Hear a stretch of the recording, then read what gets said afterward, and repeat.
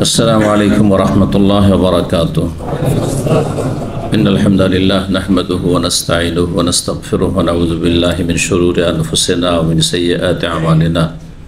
मन यहदिहिल्लाहु फला मुदिल्ल लहु व मन युद्लिल फला हादिय लहु व अशहदु अन ला इलाहा इल्लल्लाहु वहदहु ला शरीका लहु व अशहदु अन्न मुहम्मदन अब्दुहु व रसूलुहु सल्लल्लाहु तआला अलैहि व अला आलिहि व सहबिहि व सल्लम तस्लीमन कसीरा। अम्मा बाद फ़क़द क़ाल इमाम अल-बुख़ारी रहमहुल्लाहु तआला बाबु तकबीर इंद ज़ब्ह क़ाल हद्दसना क़ुतैबा क़ाल हद्दसना अबू अवाना अन क़तादा अन अनस रज़ियल्लाहु तआला अन्हु क़ाल दहा रसूलुल्लाह सल्लल्लाहु अलैहि वसल्लम बिकब्शैन अमलहैन अक़रनैन ज़बहहुमा बियदिही व सम्मा व कब्बरा व वदा रिजलहु अला सिफ़ाहिहिमा। सम्मानित भातृमंडলী, আল্লাহ রাব্বুল আলামিনের প্রশংসা এবং প্রিয় নবী সাল্লাল্লাহু আলাইহি সাল্লামের উপর সালাত ও সালামের পর আজ জুমাবার 27শে রবিউল আউয়াল 1447 হিজরি মোতাবেক 19শে সেপ্টেম্বর 2025 আমাদের ধারাবাহিক আলোচনা কুরবানি সম্পর্কে পর্ব নম্বর 3 ইমাম বুখারী রাহিমাহুল্লাহর এই কুরবানি পর্বের অধ্যায় নম্বর 14। বিষয়বস্তু এই অধ্যায় বলছেন বাবু তাকবীর ইনদা যবহ। এই অধ্যায় হচ্ছে জবাইয়ের সময় তাকবীর পাঠ করা সম্পর্কে, অর্থাৎ আল্লাহু আকবার বলা সম্পর্কে। তাকবীর মানে আল্লাহু আকবার বলা। কাব্বারা ইউকাব্বিরু তাকবীরান মানে আল্লাহর বড়ত্ব মহত্ব ঘোষণা করা। আল্লাহু আকবার, আল্লাহ সবচাইতে বড়। আকবার মিন কুল্লি শাই, সব কিছুর চাইতে বড়, সব দিক থেকে বড় আল্লাহ রাব্বুল আলামিন।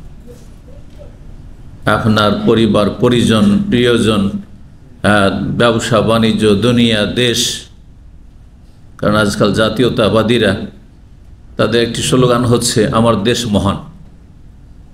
এটি আল্লাহ আকবরের পরিপন্থী। যে ব্যক্তি আল্লাহ আকবর বলে সেই কথা বলতে পারে না। আমার রব মহান, কথা বোঝা গেছে? যাতে কোনো জাতীয়তার গন্ধ নেই, আঞ্চলিকতার গন্ধ নেই, ভাষার গন্ধ নেই। এগুলি দুনিয়া, দিনের ধারে কাছে সেগুলি আসবে না। দিনের সাথে, ইমানের সাথে, তৌহিদের সাথে যেন সাংঘর্ষিক না হয়। তো আমার রব মহান, আল্লাহু আকবার, আল্লাহ সবচেয়ে বড়। তাকবীর মানে আল্লাহু আকবার পাঠ করা, তাহমিদ মানে আলহামদুলিল্লাহ পাঠ করা, তাসবিহ মানে সুবহানাল্লাহ পাঠ করা, তাহলিল মানে লা ইলাহা ইল্লাল্লাহ পাঠ করা। তাহলিল হাল্লালা ইউহাল্লিলু, তাহলিল মানে আল্লাহু আকবার লা ইলাহা ইল্লাল্লাহ পাঠ করা। এগুলি হচ্ছে আরবি ভাষা। সংক্ষেপে লা ইলাহা ইল্লাল্লাহ পাঠ করা কত বড় হয়ে গেল, সময় লাগছে না? তাহলিল, অনেক বলে আমি তসবি তাহলিল করছি। তসবি মানে সুবহানাল্লাহ পাঠ, আর তাহলিল মানে লা ইলাহা ইল্লাল্লাহ পড়া। কেউ যদি লা হাওলা ওয়ালা কুওয়াতা ইল্লা বিল্লাহ পড়ে তো এটাকে কি বলা হয়? না, ওর একটা ভাষা আছে আরবিতে। হ্যাঁ, এটা পারবেন না, তো সহজ না। হ্যাঁ হ্যাঁ, হাওকালা, মাশাআল্লাহ, পেরে নিয়েছে। সবচেয়ে ছোট আসগারুল কওম। আমি তো ভাবছিলাম যে পারবেন হয়তো। হ্যাঁ, হাওকালা, হ্যাঁ হাওকেলো, হ্যাঁ মানে হাওকালা। এটা হচ্ছে সংক্ষেপ আরবিতে। শর্ট ফর্ম তো বুঝেন, শর্ট ফর্ম বুঝেন না? বিএ বলছেন, এমডি বলছেন, ডিসি বলছেন, এগুলো শর্ট ফর্ম বলা হয় ইংরেজিতে। হ্যাঁ, তো ঠিক ওই রকমই আরবি তো কিছু শর্ট ফর্ম আছে। লা হাওলা ওয়ালা কুওয়াতা ইল্লা বিল্লাহ বলা অনেক লম্বা হয়ে যায়, সময় লাগছে বলতে। হাওকালা পাঠ করি আমি, মানে ওই লা হাওলা থেকে হাও নেওয়া হয়েছে, আর কুওয়াতা থেকে হ্যাঁ কি নেওয়া হয়েছে? কালা নেওয়া হয়েছে, হাওকালা। কথা বুঝতে পারছেন? হাওলা থেকে হাও নেওয়া হয়েছে, আর কুওয়াতা থেকে কি নেওয়া হয়েছে? কালা নেওয়া হয়েছে। লা হাওলা ওয়ালা কুওয়াতা ইল্লা বিল্লাহ পাঠ করা। জি, তো এখানে অধ্যায় হচ্ছে জবাইয়ের সময়, পশু জবাই, সেটা কুরবানির পশু হোক, হাদির পশু হোক, আর আপনার আকিকার পশু হোক। অথবা এমনি আপনার গোস্ত খাওয়ার জন্য কোনো পশু জবাই করা হোক, যেসব পশুর জন্য, পশুকে হালাল করার জন্য জবাই শর্ত রয়েছে, যেসব পশু হালাল করার জন্য কি শর্ত রয়েছে? জবাই শর্ত রয়েছে। অর্থাৎ এমন পশু যেগুলি খাওয়া হালাল আর সেগুলি স্থলচর, সেগুলি কি করতে হবে? জবাই করতে হবে। স্থলচর প্রাণী, যদি জলচর প্রাণী হয় তাহলে জবাই করতে হবে। কাফেরেরা যে আমাদেরকে ধোঁকা দেয়, হ্যাঁ, আর তাদের কথার উপর আস্থা করা যাবে না, বিশ্বাস করা যাবে না। এটার প্রমাণ আমি স্বচক্ষে দেখেছি। যখন আমি মদিনা ইউনিভার্সিটির ছাত্র ছিলাম, মদিনার কোন একটা বাকালায়, গ্রোসারি, যেখানে মাছ থাকে, ফ্রোজেন মাছ থাকে না, তো আমরা তো এমনি তো পাকিয়ে খেতাম না, কিন্তু রমজানের মাঝে মধ্যে শখ করে নিজের মতো করে পাকিয়ে ছাত্ররা খেত। এখন অনেক বাক্সা করে খায়, কিন্তু তখন এই সিস্টেমটা ছিল না। মদিনাতে মেস আছে, সুন্দর খাবার, আরবি খাবার, বরং আন্তর্জাতিক খাবার, সব রকম মোটামুটি খাবার থাকে। একেবারে দেশি ফুড পাওয়া যাবে না, তবে চলে, অনেকে পারে না খেতে। তো রমজান মাসে নিজের মতো করে ওই সাহারিটা খাওয়ার জন্য পাকশাক অনেকে করত। তো 2-1 বছর এমন করেছি 2-1 সাথে। তো মাছ কিনতে গেছি তখন, তো দেখি যে আপনার মাছ এসেছে বার্মা থেকে,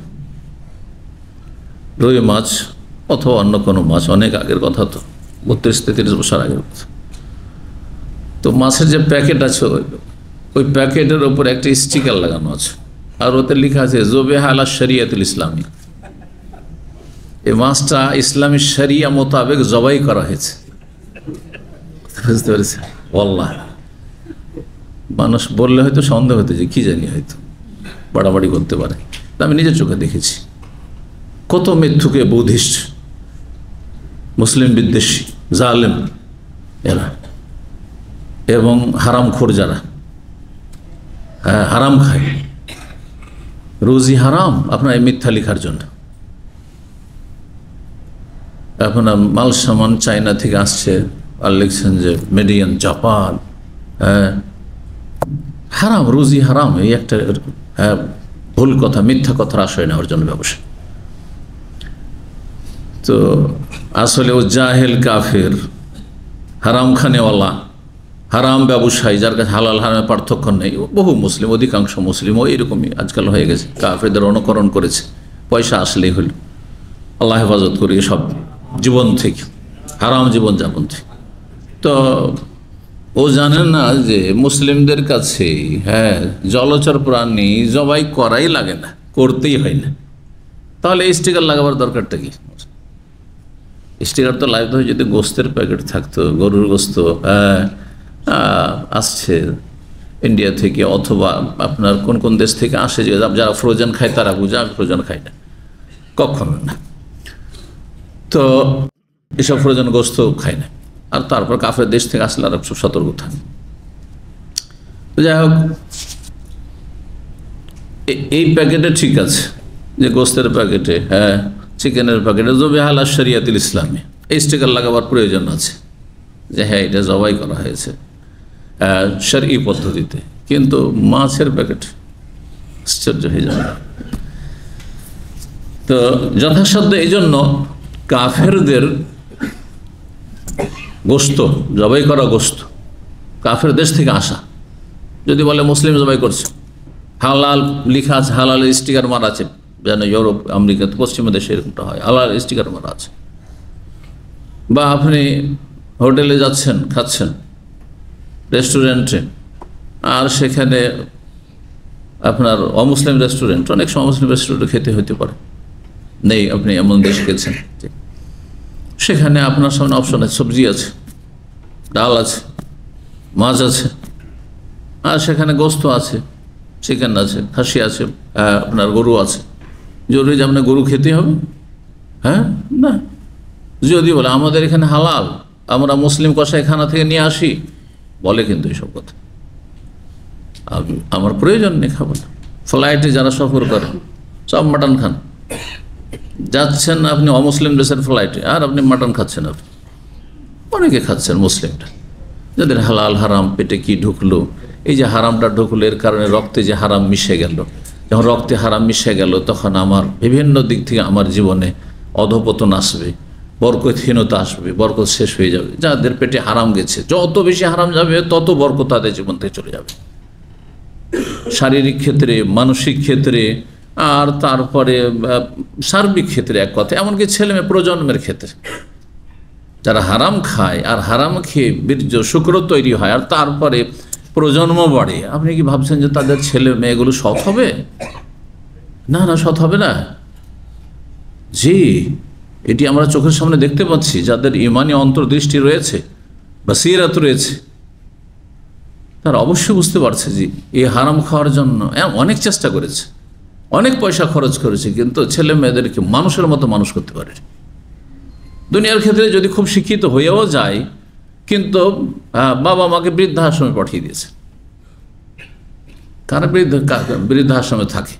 যারা নিজের হারাম খেয়েছে অথবা নিজের ছেলে মেয়েকে হারাম খাওয়াইছে। তখন আর তাদের খেদমতের আল্লাহ ব্যবস্থা করে দেননি, খেদমতের তাদের ছেলে মেয়েকে নিয়োজিত করেনি। বুঝতে পেরেছেন? পয়সাওয়াল্লাহ আর দুনিয়ার শিক্ষায় শিক্ষিতরা আজকে বৃদ্ধাশ্রমে, অথবা গরিব কিন্তু ধার্মিক নয়। অনেক গরিব আছে, ধর্ম টর্ম নাই তাদের, দুনিয়া নয় আখেরাত নেই, এর আরও বেশি হতভাগা। খাসেরা দুনিয়াওয়ালা আখেরা, এদেরকে দেখলে তো আমাকে বেশি আক্ষেপ লাগে যে দুনিয়ার পয়সাও নেই আর আখেরাতও নেই, মরলেও জাহান্নাম। দুনিয়া তো আর্থিক কষ্ট আর পারিবারিক কষ্টের কারণে জাহান্নাম। হ্যাঁ, কি কষ্ট। সূরা হজের আয়াতে রয়েছে কিছু মানুষ আছে খাসেরা দুনিয়াওয়ালা আখেরা, তাদের দুনিয়াও বরবাদ, দুনিয়ায় ক্ষতিগ্রস্ত আর আখেরাতও বরবাদ। এরা কি ওই ক্যাটাগরিতে পড়ে না? অবশ্যই। আল্লাহ হেফাজত করুন। বলছিলাম যে কোনো স্থলচার প্রাণী যদি সেটি হালাল হয়, তারপর হালাল করার জন্য কি করতে হবে? জবাই শর্ত রয়েছে। জবাইয়ের সাথে যেটি ওয়াজিব সেটি হচ্ছে বিসমিল্লাহ বলতে হবে, এটি ওয়াজিব। জি, আর এতে ইখতিলাফ রয়েছে, আলোচনা করেছি। গত সপ্তাহে আলোচনা হয়েছে না যে পশু জবাইয়ের সময় বিসমিল্লাহ বলা, বিসমিল্লাহ বলা, আল্লাহ আকবারটা এখন রাখেন, বিসমিল্লাহ বলা ফরজ ওয়াজিব না সুন্নাত? হ্যাঁ, সবার জন্য ফরজ না ভুলে গেলে কোনো ছাড় আছে? কি বলেছিলাম? কয়টি মত বলেছিলাম? 3টি মত। তাহলে তো মনে আছে, মাশাআল্লাহ, 3টি মত। তার মধ্যে মাঝামাঝি যেটা মনে থাকলে ফরজ ওয়াজিব, আর যদি ভুলে যায় তো মাফ আছে, ছাড় আছে। তা বলছেন শক্ত মত হচ্ছে শর্ত, একবার যদি ভুলেও যান আপনার পশু হালাল হবে না। জবাই করে দিয়েছেন, তারপর মনে হচ্ছে ভুলে তো গেল, বিসমিল্লাহ বলি, জবাই হালাল হবে না, একদল বলছে। আর আরেকটি দল বলছেন যে সুন্নাত, মনে থাকলেও সুন্নাত আর ভুলে গেলেও সুন্নাত, সুন্নাত ছুটল, ইচ্ছা করবো যদি ছেড়ে দেন তাদের কাছে হালাল হয়ে যাবে। শাফি মজহাবের মত এটি, যেটি দুর্বল মত, এর আগে বলেছি। সুতরাং যে কোনো মজহাবে দুর্বল ফতোয়া আছে, ভুল মাসলা আছে, এটি শুধু হানাফি মজহাব বলে নয়। সুতরাং মজহাবগুলি আসমানি বিধান বলে মেনে নিলে হবে না। মজহাব বিজ্ঞ আলেমদের মতামত, সেগুলিকে কোরআন সুন্নাহ ওহী দিয়ে যাচাই বাছাই করে মানতে হয়। আমরা তো সাধারণ মানুষ যাচাই বাছাই করতে পারি না। যেসব আলেমরা এই মানহাজে আদর্শে বিশ্বাসী যে আমরা মজহাবের ফতোয়া, ফেকার কিতাবের মাসলাগুলিকে কোরআন হাদিসের কষ্টি পাথরে যাচাই করে ফতোয়া দিই, তাদের কাছ থেকে ফতোয়া দিতাম। তারা হচ্ছে সালাফি ওলামা, তারা হচ্ছে আহলে হাদিস ওলামা, মজহাবি ওলামা না। মজহাবের আলোকে যারা ফতোয়া দেয় 100% আপনাকে সহি ফতোয়া দেবে না। 100টা ফতোয়া দিলে 10-20টা ভুল হবে, কারণ 10-20টা মাসলা তার মজহাবে ভুল আছে। বুঝতে পেরেছেন?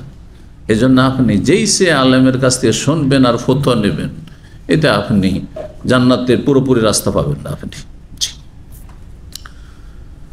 তো বিসমিল্লাহ বলা তাহলে কি ওয়াজিব, ফরজ। আল্লাহু আকবার বলা কি, এটাও বলেছিলাম। আল্লাহু আকবার বলা ফরজ না সুন্নাত? সুন্নাত। তাহলে কেউ যদি শুধু বিসমিল্লাহ বলে তার একটা সুন্নাত ছুটল, কিন্তু জবাই পশুটি হালাল হয়ে গেল। আর যদি বিসমিল্লাহ আল্লাহু আকবার, আল্লাহর নামে শুরু করছি এবং আল্লাহ সবচেয়ে বড়, আল্লাহ সব কিছু চাইতে বড়, সার্বিক দিক থেকে বড়, তাহলে সে সুন্নতটা আদায় করলো, সে উত্তম কাজ করলো। আর যদি এই সুন্নত ছেড়ে দেয়, ছুটে যায়, তাহলে অনুত্তম কাজ করলো, সুন্নতের খেলাফ কাজ করলো। বিসমিল্লাহ আল্লাহু আকবার পুরোপুরি সুন্নত যদি আদায় করতে চান, জবাইয়ের সময় বিসমিল্লাহ আল্লাহু আকবার বলে জবাই করবেন। তাই এখানে অধ্যায় বলছেন তাকবীর পাঠ করা জবাইয়ের সময় এটি কেমন, ইমাম বুখারী বলছেন হাদিস দিয়ে প্রমাণ করছেন, হাদিসে এসেছে, সুতরাং এটি সুন্নাহ, এটির আমল করবেন। পার্থক্য কেন করলাম? নবী সাল্লাল্লাহু আলাইহি ওয়াসাল্লাম বিসমিল্লাহ আল্লাহু আকবার বলেছেন, কিন্তু একটাকে ওয়াজিব বললাম আর একটা সুন্নাত কেন করলাম?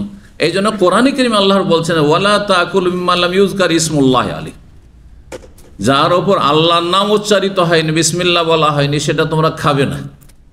কিন্তু যার ওপর তাকবীর পাঠ করা হয়নি এটা খাবে না, এমন কথা নেই। সেজন্য একটি ওয়াজিব ফরজ আর একটি হচ্ছে সুন্নাত। এবার বুঝতে পেরেছেন? 5565 নম্বর হাদিস, হাদিস বর্ণনা করেছেন আনাস রাদিয়াল্লাহু তাআলা আনহু বলছেন দাহান নবী সাল্লাল্লাহু আলাইহি ওয়াসাল্লাম বিকাবশাইনি আমলাহাইনি আকরানাইনি, হাদিসটি কয়েকবার করে গেছে। নবী সাল্লাল্লাহু আলাইহি ওয়াসাল্লাম কুরবানি করেছেন। দাহা উযহিয়া বাড়ির কুরবানি, যার সম্পর্ক কিসের সাথে? এই জিলহজ মাসের যে ঈদুল আজহা রয়েছে, 10 জিলহজ, 10, 11, 12, 13 4 দিনে জবাই করা যেতে পারে। এটি আর একটি মাসলা, যেটি মাসলা গত পর্বগুলিতে আলোচনা করেছি। জবাই কয়দিন চলবে? 3 দিন না 4 দিন? 4 দিন, এটা সহি। আর একটি মত হচ্ছে 3 দিন, 13 তারিখে তারা বের করে দিচ্ছে, 10, 11, 12। এই মতটি দুর্বল মত। এর চাইতে দুর্বল মত হচ্ছে শুধু 1 দিন। তৃতীয় মত কিছু তাবেঈ থেকে বর্ণিত রয়েছে, আর ইমাম বুখারী রাহিমাহুল্লাহ সেই জন্য তার খণ্ডনে বা তার দলিলটা কি, অজুহাতটা কি, 1 দিন কেন বলেছেন, তো সেসব কথাও গত পর্বে আলোচনা হয়েছে। ইবনে সিরিন রাহিমাহুল্লাহ প্রখ্যাত তাবেঈ, তার দিনে বলছেন কোরবানি শুধু 1 দিন, কারণ 11 তারিখও চলবে না তার কাছে। এত বড় তাবির যদি ভুল হইতে পারে, তো মানুষ ভুলের ঊর্ধ্বে নাই, মানুষ ভুলের ঊর্ধ্বে নাই। কিন্তু ভুল হ্যাঁ কিসের ভিত্তিতে ধরতে হবে? আপনি দেখতে পারেন না সেই জন্য, আমার কথাগুলিকে ভুল মনে করে আমাকে ভালোবাসেন না সেই জন্য না, এটা মাফ করছেন, আপনি জালেম, তাহলে সীমা লঙ্ঘনকারী। আমি যদি কোনো ইমামকে ভালো না বাসি, আমি ভালোবাসি না, সেই জন্য ভুল ভুল ভুল, তাহলে আমি জালেম।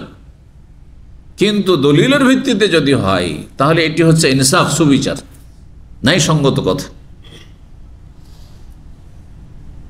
আল্লাহ ওয়ালা ইয়াজরিমান্নাকুম শানাআনু কওমিন আলা আল্লা তা'দিলু, কোন সম্প্রদায় বা কোনো ব্যক্তির সাথে যদি তোমার অমিল থাকে, বিদ্বেষ থাকে, শত্রুতা থাকে, পছন্দ করতে পারছো না, পছন্দ হয় না, অনেকে পছন্দ হয় না, আপনাকে ভালো লাগে না ওকে, তার মানে এই নয় যে আল্লাহ আল্লাহ তা'দিলু, তুমি না ইনসাফ করে দেবে, অবিচার করে দিবে, না, এটা করবে না, এইটা চলবে না, ওর সাথে আমার মতের মিল হয় না, কথার মিল হয় না, ভালো লাগে না, সেটা ভিন্ন জায়গায়।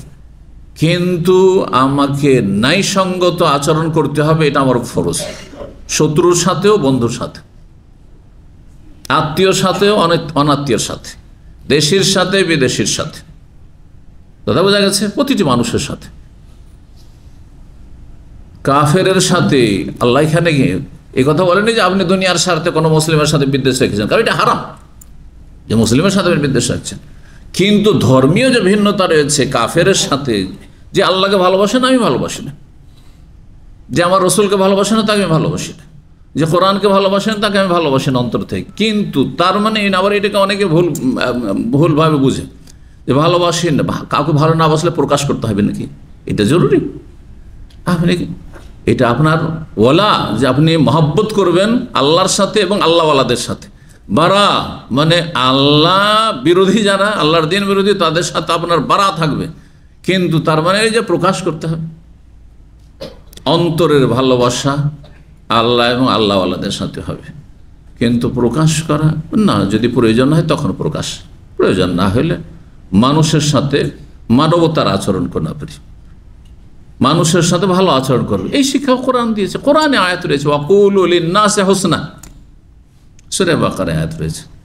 প্রতিটি মানুষের সাথে ভালো কথা বলি, এই নয় যে আপনার ভাষাভাষী সেই জন্য ভালো কথা বলবেন, আপনার জাতি সেই জন্য ভালো কথা বলবেন, আপনার ধর্মে বিশ্বাসী সেই জন্য ভালো কথা বলবেন না, অমুসলিমের সাথে ভালো কথা বলবেন, হাসি মুখে কথা বলবেন, নম্র আচরণে কথা বলবেন, আকৃষ্টমূলক কথা বলবেন, ঘৃণা ছড়াবেন না ইত্যাদি। হুসনা, কোরআন সত্যি আল্লাহর আসমানি কিতাব, সব জায়গায় ব্যালেন্স, মাপকাঠি ঠিক আছে। আল্লাহর সাথে ভালোবাসা, রসুলের সাথে ভালোবাসা মানে এই নয় যে যারা এই ভালোবাসাতে যাদের ঘাটতি আছে অথবা নেই তাদের সাথে আপনার শত্রুতা প্রকাশ করতে হবে অথবা তার জন্য আপনাকে রিয়্যাক্ট করতে হবে, না না না, প্রতিক্রিয়া দেয় তো না, অন্তরের বিষয়। অন্তর থেকে আমার দিনী ভাইদেরকে ভালোবাসি, যে যত বেশি ধার্মিক তাকে তত বেশি ভালোবাসি। আমার 5টা ভাই আছে, যেই ভাইগুলো বেশি ধার্মিক তাকে আমি ভালোবাসি, এটা হইতে অবশ্যই। এই নয় যে মায়ের পেটের ভাই যেন সবকে সমান ভালোবাসি, তাহলে এখনও ইমানের নবায়ন করেন আপনি, ইমানে ত্রুটি আছে, ত্রুটি আছে। এমনকি মা হইলেও বেআমল, তাহলে তাদের সাথে অবশ্যই একটা বৈরিতা থাকতে হবে। আপনার রক্তের একটা প্রাকৃতিক সম্পর্ক, সেটা ভিন্ন বিষয়, কিন্তু ধর্মীয় বৈরিতা অবশ্যই থাকতে হবে। যার মধ্যে যতটা পাপ আছে ততটা তার সাথে বৈরিতা বাড়া থাকতে হবে, আর যতটা ভালো আছে ততটা তার সাথে বলা মিত্রতা থাকতে হবে। এটা আকিদার বিষয়, কিন্তু যেই আকিদা, যেই বিশ্বাস, যে আচরণ থেকে মুসলিম জাতি প্রায় সরিয়ে গেছে। কয়জন ওয়ালা আর বাড়ার বিষয়টি বুঝে এবং সেটাকে যথাযথ জায়গায় সেটার প্রয়োগ করে? কেউ সীমালঙ্ঘন করে, জঙ্গি হয়ে যায়। আবার অধিকাংশ শিথিলপন্থী, অধিকাংশ শিথিলপন্থী। ইসলাম হচ্ছে মধ্যম পন্থা সব ক্ষেত্রে। মানুষের সাথে ভালো আচরণও করবেন, কিন্তু আল্লাহ আল্লাহদের সাথে আপনার মহব্বত আলাদাই থাকবে। তো নবী সাল্লাল্লাহু আলাইহি সাল্লাম কোরবানি করেছেন। কোরবানি আমাদের ভাষায় হাজী সাহেবদের কোরবানিকে কোরবানি বলা হয়, আর বাড়িতে যারা কোরবানি করা হয় সেটা কোরবানি বলা হয়। কিন্তু আরবি ভাষায় দুটোর ভাষা আলাদা আলাদা রয়েছে। জানা আছে না নেই? কয়জন বা লোক জানেন? দেখি কয়জন জানেন, হাত ওঠান তো দেখি। দেখছেন মাত্র কয়জন হাত উঠেছে, গোনা যাবে হাত। তার মানে আমাদের জানার কত প্রয়োজন রয়েছে, চিন্তা করুন। বাড়ির কোরবানির নাম হচ্ছে উযহিয়া, ওইখান থেকে ওই এত দূর চলে গেছিলাম। হ্যাঁ, আর হাজী সাহেবদের কোরবানির নাম হচ্ছে হাদি। হাদি নাম কেন হাদি আর নাম কেন উযহিয়া? প্রত্যেকটা নামের কারণ আছে, কিন্তু ওয়াজহ তাসমিয়া, হ্যাঁ, নামকরণের কারণ। কেন নাম একই নাম কেন হইল না? তো যাই হোক, সব কিছু লম্বা করছি না, কারণ আজকে আমরা এই পর্বটি শেষ করব, আর অল্প হাদিস আছে ইনশাআল্লাহ শেষ করব। যে কথা বলছিলাম যে এটি বাড়ির কোরবানি, দাহা উযহিয়া ছিল। আর যদি হাদি হতো হাজী সাহেবের কোরবানি বা উমরাকারীর কোরবানি, হুদাইবিয়ার সন্ধির বছর নবী সাল্লাল্লাহু আলাইহি ওয়াসাল্লাম হুদাইবিয়া নামক স্থানে যখন বাধাগ্রস্ত সাহাবীরা, সেখানে জবাই করেননি?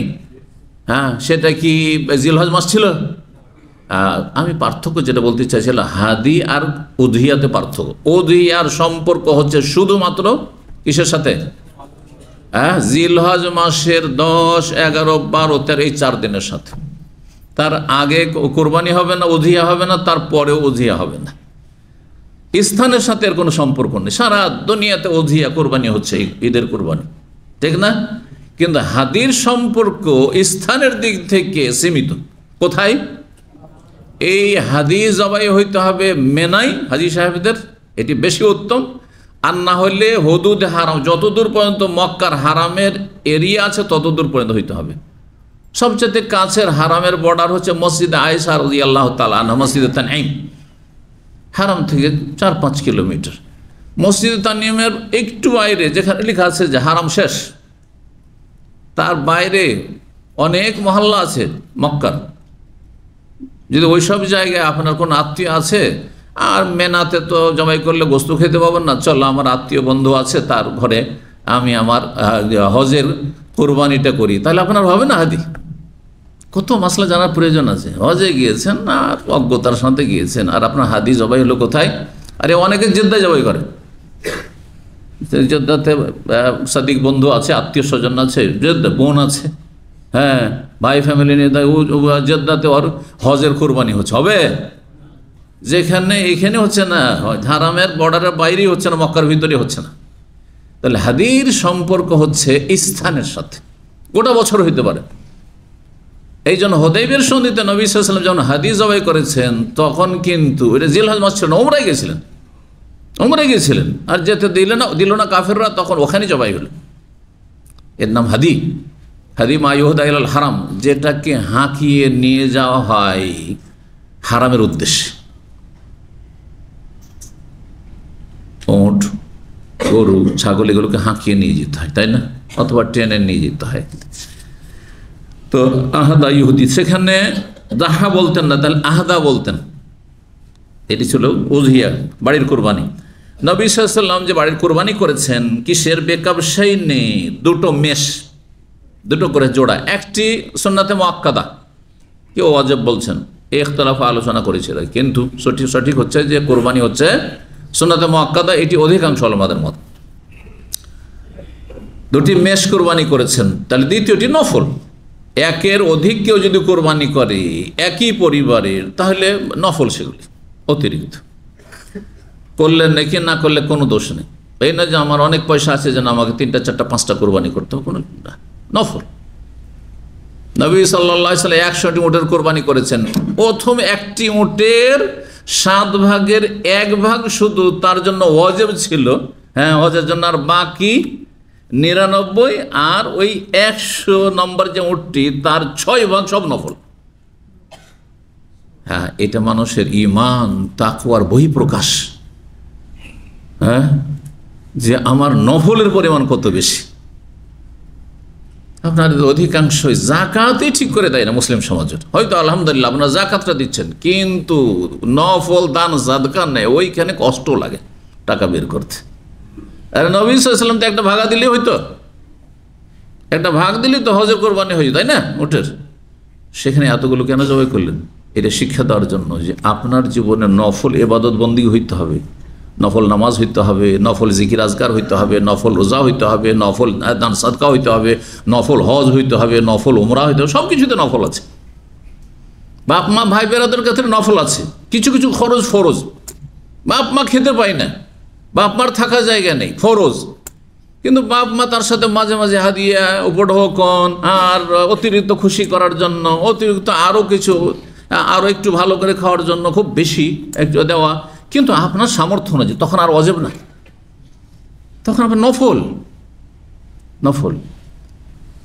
ভাইয়ের সংসার আলাদা, ভাই স্বাবলম্বী হয়ে গেছে আর কাজকর্মের যোগ্য হয়েছে, এখন সে আর নাবালক হয়ে নেই, বোনের বিয়ে দিয়ে দিচ্ছি, তারপরে তাদের আর্থিক সহযোগিতা, অভাব এমন নেই যে খেতে পাচ্ছে না, চলছে, কিন্তু আমার চাইতে অভাবই আছে, তাহলে এগুলো নফল।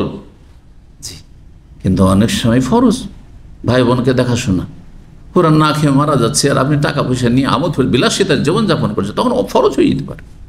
জি, নাফাকার ক্ষেত্রে খরচ ক্ষেত্রে ফরজ হয়ে যাবে। তো নবী সাল্লাল্লাহু আলাইহি ওয়াসাল্লাম দুটি মেষ কোরবানি করেছেন, যেগুলি কি ছিল? আমলা হাইনে, সাদা কালো রঙের ছিল, এটা প্রসিদ্ধ ব্যাখ্যা। আরেকটি কি বলেছিলাম, কেউ কেউ বলেছেন যে সাদা রঙের ছিল।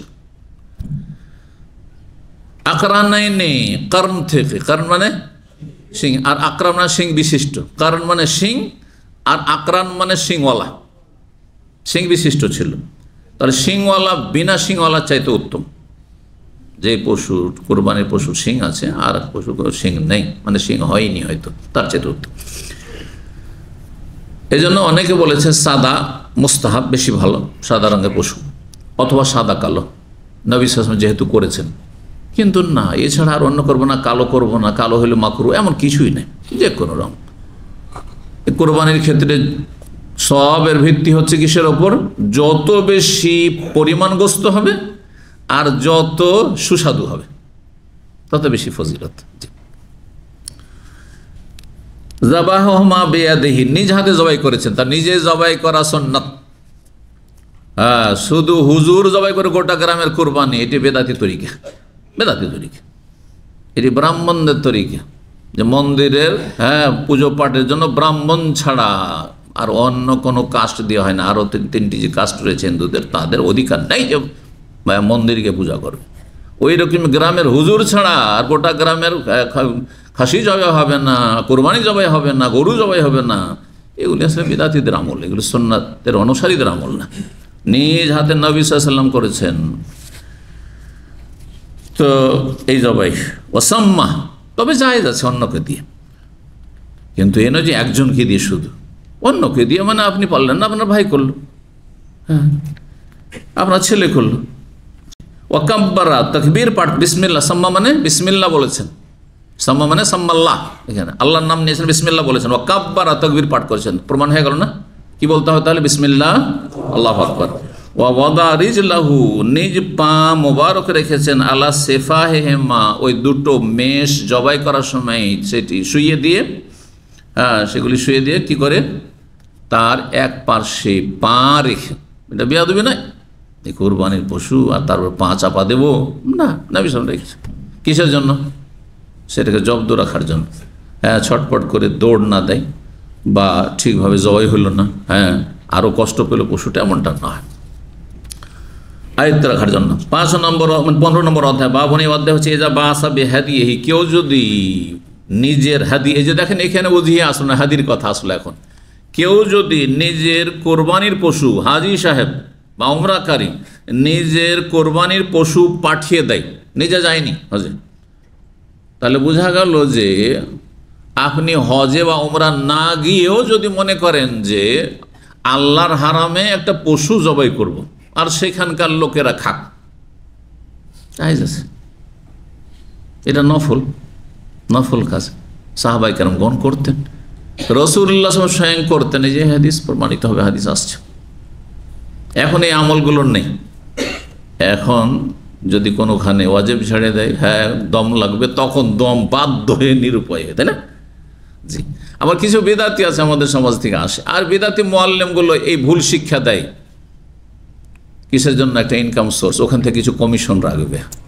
হ্যাঁ, মুআল্লিম তো সমস্ত হাজি যত নিয়ে এসছে তাদের কোরবানির টাকাগুলো সে কালেকশন করবে, ওখান থেকে কিছু কমিশন থাকবে, নিবে 500 টাকা, 300, 350 টাকা, কোনো জায়গায় সস্তা কোথাও পাওয়া যায়, যত বাঁচানো যায় এগুলো করে, এগুলো ব্যবসা তাদের।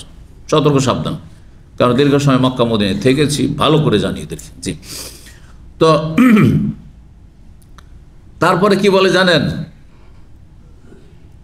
বলে যে কত যে ভুল হয়েছে, আর হয়তো ঘুমিয়ে থেকেছেন, তখন আপনি মাথা ঢেকে দিয়েছেন, আর শরীর থেকে কখনো পশম পড়ে গেছে, চুল পড়ে গেছে, হ্যাঁ, সুতরাং আপনার এইসব ভুলভাল মেলা কিছু হয়েছে, এই জন্য আপনি আল্লাহ পয়সা দিয়েছে, 2-4টা দম দিয়ে দেন, 2-4-5টা এমনিতে দম দিয়ে দেন। আপনি এই ধর্ম কোথায় আছে যে সন্দেহের ভিত্তিতে আপনি নিশ্চিত না যে আমার ওয়াজিব ছুটেছে, নিশ্চিত না যে ইহরাম বিপরীত কাজ হয়েছে, যে আমার আপনার ফিদিয়া ওয়াজিব হয়েছে, কিছুই নাই, শুধু সন্দেহের ভিত্তিতে কি জানি মেলা ভুল ত্রুটি হইতে পারে। আচ্ছা দেখেন, যতটা যত্ন নেয় হাজিরা আর উমরাকারীরা হজ উমরার ক্ষেত্রে, এর 4 আনা পরিমাণ যদি নামাজের যত্ন নিত তাহলে জান্নাত পেয়ে যেত। চিন্তা করেন আপনি, নামাজের ক্ষেত্রে কোনো যত্ন নাই, আদাউস সালাহ, নামাজকে নষ্ট করেছেন আল্লাহ কোরআনে বলছেন, ওয়াত্তাবাউ শাহওয়াত, এরা কুপ্রবৃত্তির অনুসারী হয়েছে, গোলাম হয়েছে, মনের পূজারী এরা, ফাসাউফা ইয়ালকাউনা গাইয়া, এই জন্য জাহান্নামে যাবে। বুঝতে পেরেছেন? এইটাও আর একটা বেদাতি তরিকা, যে হজ উমরার ক্ষেত্রে এত বাড়াবাড়ি, হ্যাঁ, আর এটা ইরাক থেকে শুরু হয়েছে, আর এই ভারত উপমহাদেশ হাজিরা এরকমটা আরো বেশি। কি যে ভুল হয়েছে জানি না, শুয়েছিলাম জানি না, কারণ মহল্লে বহুবার গিয়েছি, যার বলে এমন এমন প্রশ্ন করতে আসে, আমি শুয়েছিলাম, তারপরে ঠান্ডার সময় ছিল, এসি চলছিল, অথবা শীতকাল ছিল, তো জানি না কখন যে মাথা ঢেকে নেছি, তো আমি কি করব? আরে আমি জানি না মাথা ঢেকেছি, তারপরে অজান্তে যদি হয় তো আল্লাহ তো ধরবেনই না। কোরআনের দুয়াই আল্লাহ শিরব্বান আল্লাহ নাসিন আখতার, ঠিক কিনা? তো এটা এই বিধাত, এই বাড়াবাড়িটা কোথেকে গেছে জানেন? ইরাক থেকে গেছে। ইরাকের লোকেরা হুসাইন রাদিয়াল্লাহু তাআলা আনহুকে ডেকেছিল যে আপনাকে খলিফা মানবো, ইয়াজিদকে মানবো না, আসেন। বস্তা ভরা চিঠিতে বস্তা ভর্তি হয়ে গেছিল, এত চিঠি তার কাছে এসেছিল। তিনি তাদের কথায় আস্থা করে গিয়েছিলেন, কিন্তু তারা গাদ্দারি করে রাতারাতি সে ইবনে জিয়াদের সাথ দিল, আর তারপরে তারাই খুন করেছে, আর তারাই তাদের অপরাধ ঢাকার জন্য তারাই মাতম করে যাচ্ছে আজ পর্যন্ত। বুঝতে পারছেন না? ওদেরই কেউ, মানে ওই ইরাকের এক লোক এসে আব্দুল্লাহ বিন ওমর রাদিয়াল্লাহু তাআলা আনহুমাকে হোসেন রাজা শহীদ হয়ে যাওয়ার পরে মেনার ময়দানে এসে জিজ্ঞাসা করছে যে এহরাম অবস্থায় কি কি মশা মারা যাবে বা মাছি মারা যাবে? মাছির কথা বাউদা, হ্যাঁ, জবাব হচ্ছে মাছি আর বাউদা হচ্ছে মশা, মশা মারা যাবে। তো কোরআনে বাউদা শব্দ রয়েছে, তো মশা মারা যাবে। তো আব্দুল্লাহ বিন ওমর কি বলেছিলেন? খুব রাগান্বিত হয়েছিলেন, চরম রাগান্বিত হয়েছিলেন, বড় বৃদ্ধ হয়ে গেছিলেন তিনি, দীর্ঘায়িত হয়েছিলেন। আর বলে কাতালতুম ইবনা বিনতে রাসূলিল্লাহ সাল্লাল্লাহু আলাইহি সাল্লাম, অথবা ইবনা রাসূলিল্লাহ, রাসূলুল্লাহ সাল্লাল্লাহু আলাইহি সাল্লামের সন্তানকে, রাসূলুল্লাহ সাল্লাল্লাহু আলাইহি সাল্লাম কন্যার সন্তানকে তোমরা খুন করেছো। তখন লজ্জা লাগেনি, তখন একটু দ্বিধা হয়নি, হ্যাঁ, যে হুসাইন রাদিয়াল্লাহু তাআলা তোমরা খুন করেছো, তোমার খুনি। ওয়াতাসআলু আনিল বাউদা, আর মশা মারার ফতোয়া জিজ্ঞেস করতে এসেছো। কথা বুঝতে পেরেছেন? তো এই হজ উমরার ক্ষেত্রে ছোট ছোট মাসলায় এত সতর্ক আমাদের দেশের হাজি আর ওমরাকারীরা, কিন্তু নামাজের ক্ষেত্রে হ্যাঁ মুরগির ঠোকর মারা, হ্যাঁ পাখির দানা খাওয়া, আর সিজদার উপরে সিজদা, 20 রাকাত তারাবি 20 মিনিটে শেষ, আধা ঘন্টা শেষ করলেও নামাজ হবে না। এই 20 রাকাত তারাবি, 20 রাকাত তারাবি পড়লে অন্তত 1 ঘন্টা পড়তে হবে। এত সহজ মনে করেছেন? নামাজ আগে ঠিক করতে হবে। জি, আজকাল অধিকাংশ যারা ওমরা যাচ্ছে তাদের বাসে উঠে উঠে যদি জিজ্ঞেস করেন যে সত্যি কথা বলেন আপনি, হ্যাঁ আপনার আমি হিসাব নিতে পারবো না, আপনি 5 ওয়াক্ত নামাজি, শতকরা 99 জন বেনামাজি পাবেন, শতকরা 99 জন বেনামাজি পাবে যারা উমরাতে যাচ্ছে, যারা হজে যাচ্ছে। এই উমরা দিয়ে হবেটা কি আপনার, যার 5 ওয়াক্ত নামাজি কায়েম হয়নি? আগে ইসলামকে ঠিক করুন আপনি। আল আহম ফাল মহিম, আগে বেশি গুরুত্বপূর্ণ তারপরে গুরুত্বপূর্ণ। এই নয় যে উমরা গুরুত্বপূর্ণ নয়, গুরুত্বপূর্ণ, কিন্তু নামাজ বেশি গুরুত্বপূর্ণ। তো কেউ যদি নিজের হাদির পশু পাঠায় কিসের জন্য? জবাই করার জন্য, যে মক্কাতে জবাই হবে, আর সে গেল না, সে থেকে গেল দাম্মাম থেকে। হ্যাঁ, যারা নিজেরা গবাদি পশু পুষে তার এভাবেই করতো। আজকাল কেনার প্রচলন হয়েছে, কেউ নিয়ে যায় না, হতে পারে বেদুইন যাদের হ্যাঁ গরু ছাগলের পাল আছে তারা হয়তো নিয়ে যায়।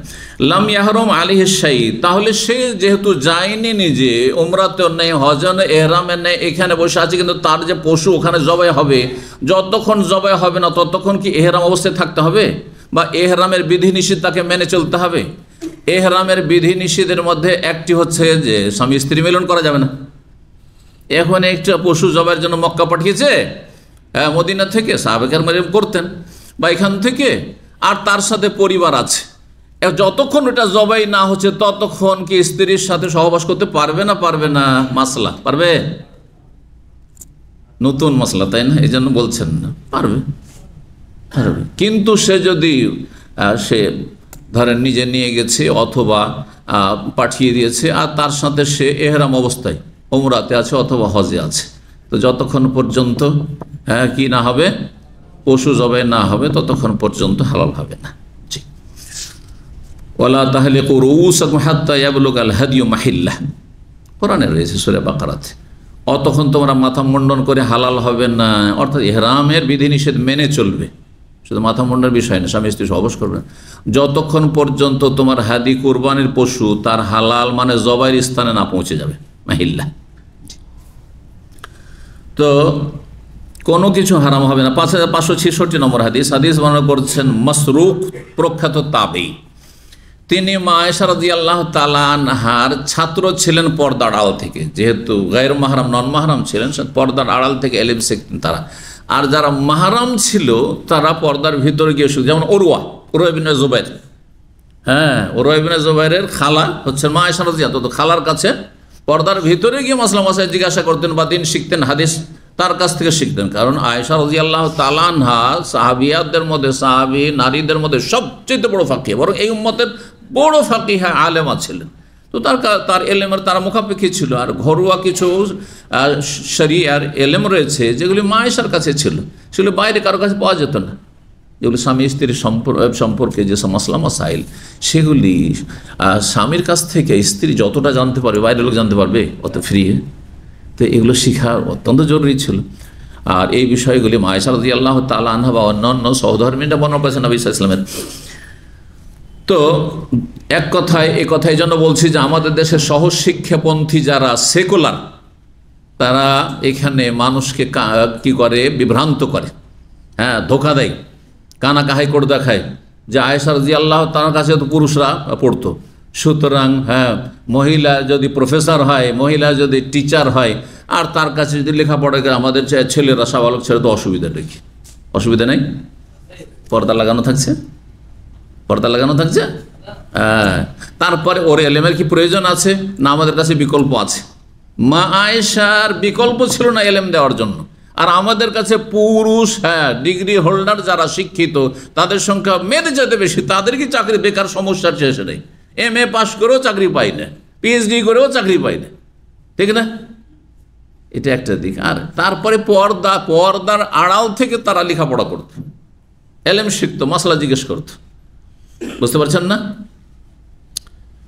এই জন্য মহিলার কাছ থেকে শিখবে, তখন পর্দা নেই। অথবা মাহারাম আছে, হ্যাঁ, মাহারামের এসে শিখছে, তাহলে পর্দা নেই।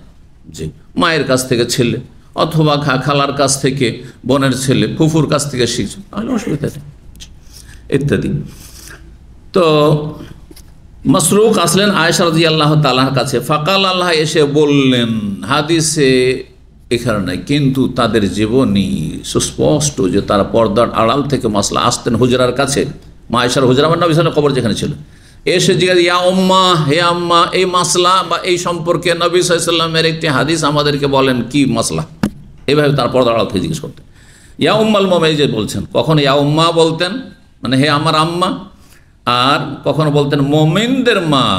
জি, কারণ নবী সাল্লাল্লাহু আলাইহি বিবিগণ মুমিনদের মা। ইন্না রাজুলান, জনৈক ব্যক্তি, ইয়াব আসবিল হাদি, নিজের কোরবানির পশু পাঠায়, এলাল কাবা, কাবার উদ্দেশ্যে পাঠায়, ওয়াজলিসু ফিল মিসর, এবং শহরে থেকে যায়। মিসর মানে ওই মিসর না, মিসর যে কোনো শহরকে বলা হয়, যেমন মদিনা একটি শহরও আছে, আর যে কোনো শহরকে কি বলা হয়? মদিনা বলা হয়। এই দম্মাম মদিনাতুদ দম্মাম, রিয়াজ মদিনাতুর রিয়াজ, মদিনাতুদ দাক্কা, বুঝতে পারছেন না? ঢাকা সিটি। তো ওই রকম মেসের, ওই রকম মদিনা শব্দের মধ্যে মদিনা মানেও সিটি হয়, আর মেসের মানেও শহর, সিটি হয়। তো কোনো ব্যক্তি নিজ শহর থেকে গেল, ফাইউসি, আর কাউকে ওসিয়ত করলো যে আমার পশুটা নিয়ে চলে যাও, তুমি তো মক্কা যাচ্ছ, পশুটা নিয়ে চলে যাও, মক্কা জবাই করে দেবে। আর পশুটা যাতে করে যখন নিয়ে যাবে রাস্তা পথে আশেপাশের লোকেরা চিনতে পারে যে এটা কিসের পশু, হাদি, কোরবানির পশু, আল্লাহর ঘরের উদ্দেশ্যে সেখানে জবাই এই জন্য পাঠানো হয়েছে। এই জন্য চিহ্নিত করা, বাড়ির কোরবানি চিহ্নিত করা সুন্নত নয়, কিন্তু হাদি যেটা পাঠানো হবে রাস্তাঘাটে কোথাও ছুটে পালিয়ে যেতে পারে অথবা হারিয়ে যেতে পারে, হ্যাঁ, সেখানে যেন কেউ জবাই করে খেয়ে নেয়। যখন দেখবে যে চিহ্নিত করা আছে এটা আল্লাহর ঘরের উদ্দেশ্যে পাঠানো হয়েছে, কোনো রকমে ছুটে গেছে, তখন সেটা আল্লাহর ঘর পর্যন্ত পৌঁছে দেবে, আমানত। জি, এই জন্য এখন কোনো বক্তা যদি বলে যে কোরবানির গলাতে মালা দেওয়া এটা হচ্ছে পরিত্যক্ত সুন্নাত, তাহলে ভুল হইল না? বাড়ির কোরবানি না, এটা কিসের কোরবানি? আচ্ছা, তাও আপনি যখন মক্কায় কিনে জবাই করছেন তখন না, যখন কিনলাম তো আগে একটা মালা পরাই, তাই করবেন নাকি? না, যখন পাঠাচ্ছেন, এখান থেকে পাঠাচ্ছেন তখন, মদিনা পাঠিয়েছেন নবী সাল্লাল্লাহু আলাইহি ওয়াসাল্লাম, তখন, জি, যাতে রাস্তাঘাটে হারিয়ে গেলে চেনা যায়। একটা মালা পরিয়ে আর একটি এশআর করে, মানে ডান আপনার চূড়ার ডান দিকে একটু জখম করে দেওয়া হয়তো, আর রক্ত একটু সামান্য বেরিয়ে গেলে তারপরে তাতে সেটাকে করে দেওয়া হয়তো, আর মুছে দেওয়া হয়তো, আর চেনা যেত যে হ্যাঁ এই জায়গাটা একটু কাটা, হালকা কাটা, যাতে বেশি কষ্ট না হয়, আর একটু রক্ত লেগে আছে, তার মানে এটা হাদির পশু, এটা সাধারণ কোনো পশু না। তো বলছেন তারপর সে ওসিয়ত করে যে আন্তকাল্লাদা বাদানাতাহু, তার উটটিকে কি করা হয়, যেন মালা পরানো হয়। কেলাদা মানে মালা। ফালা ইয়াজালু মিন যালিকাল ইয়াউম, মানে সেই দিন থেকে কি সব সময় সে ইহরাম অবস্থায় হয়ে যাবে, অথচ বাড়িতে বসে আছে। হাত্তা ইয়াহিল্লান নাস, অতক্ষণ পর্যন্ত, যতক্ষণ পর্যন্ত সমস্ত লোকেরা যারা হজে গেছে, ওমরা গেছে, হালাল না হবে বা তার পশু জবাই না হবে। কালা ফাসামিতু তাসফিকাহা মিন ওয়ারাইল হিজাব, তখন মা আয়েশা রাদিয়াল্লাহু তাআলা আনহা এই ধারণা যে পোষণ করলো যে বাড়িতে বসে আছে তারপরে এহরাম অবস্থায় থাকবে, এটা শোনার পরে তিনি তালি দিলেন। তালি দেওয়া দুই রকম, একটা এটা তালি দেওয়া, এতে বেশি আওয়াজ হয়, তাই না? আর এটা কম আওয়াজ হচ্ছে, এই জন্য তালি দিয়ে মহিলারা যে ভুল টুল হলে সতর্ক সাবধান করবে, যে হাদিস আছে না নামাজ অবস্থায়, তো সেটা এইদিকে তালি দেবেন, কারণ এটাতে আস্তে আওয়াজ হয়, বাজে না বেশি, বাদ্যযন্ত্রের মতো। আর 2 নম্বর, এটা অসৎ লোকদের অনুকরণ হয় না, বুঝছেন না? আর অসৎ লোকদের তালি হচ্ছে এরকম, কত জোরে বাজলো দেখলেন না?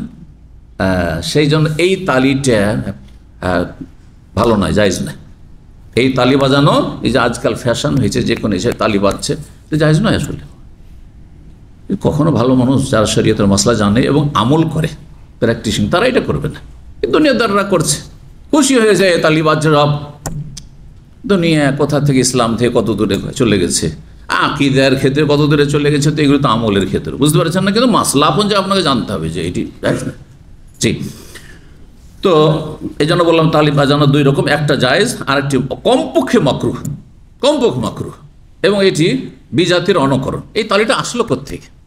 যে কোনো একটা ভালো কথা, খুব ভালো কথা বলেছে, আর মানুষকে খুব কি করেছে, আকৃষ্ট করেছে, আর তালি বাজতে শুরু হয়েছে। একটা ঘোষণা আসলো, সরকারি ঘোষণা আসলো, তালি বাজতে শুরু হয়েছে। এটা কোত্থেকে এসছে বলেন তো দেখি? ইসলাম থেকে এসছে, ওহী থেকে এসছে, সালাফে সালেহিন থেকে এসছে, না বিজাতি কাফির ইহুদি নাসারা থেকে এসছে? ব্যাস বুঝেন। তো তালি শুনতে পেলাম, বলছেন তার মিওয়ারাজ পর্দার আড়াল থেকে। এবার স্পষ্ট হলো না যে মা আয়েশা পড়াইতেন পুরুষদেরকে কোত্থেকে? পর্দার আড়াল থেকে, পর্দা ঝুলতে থাকতো। ফাকালাত, বলেন আওয়াজ বাইরে প্রয়োজনে বলা যেত, কিন্তু মহিলারা লেকচার দিতে পারবে?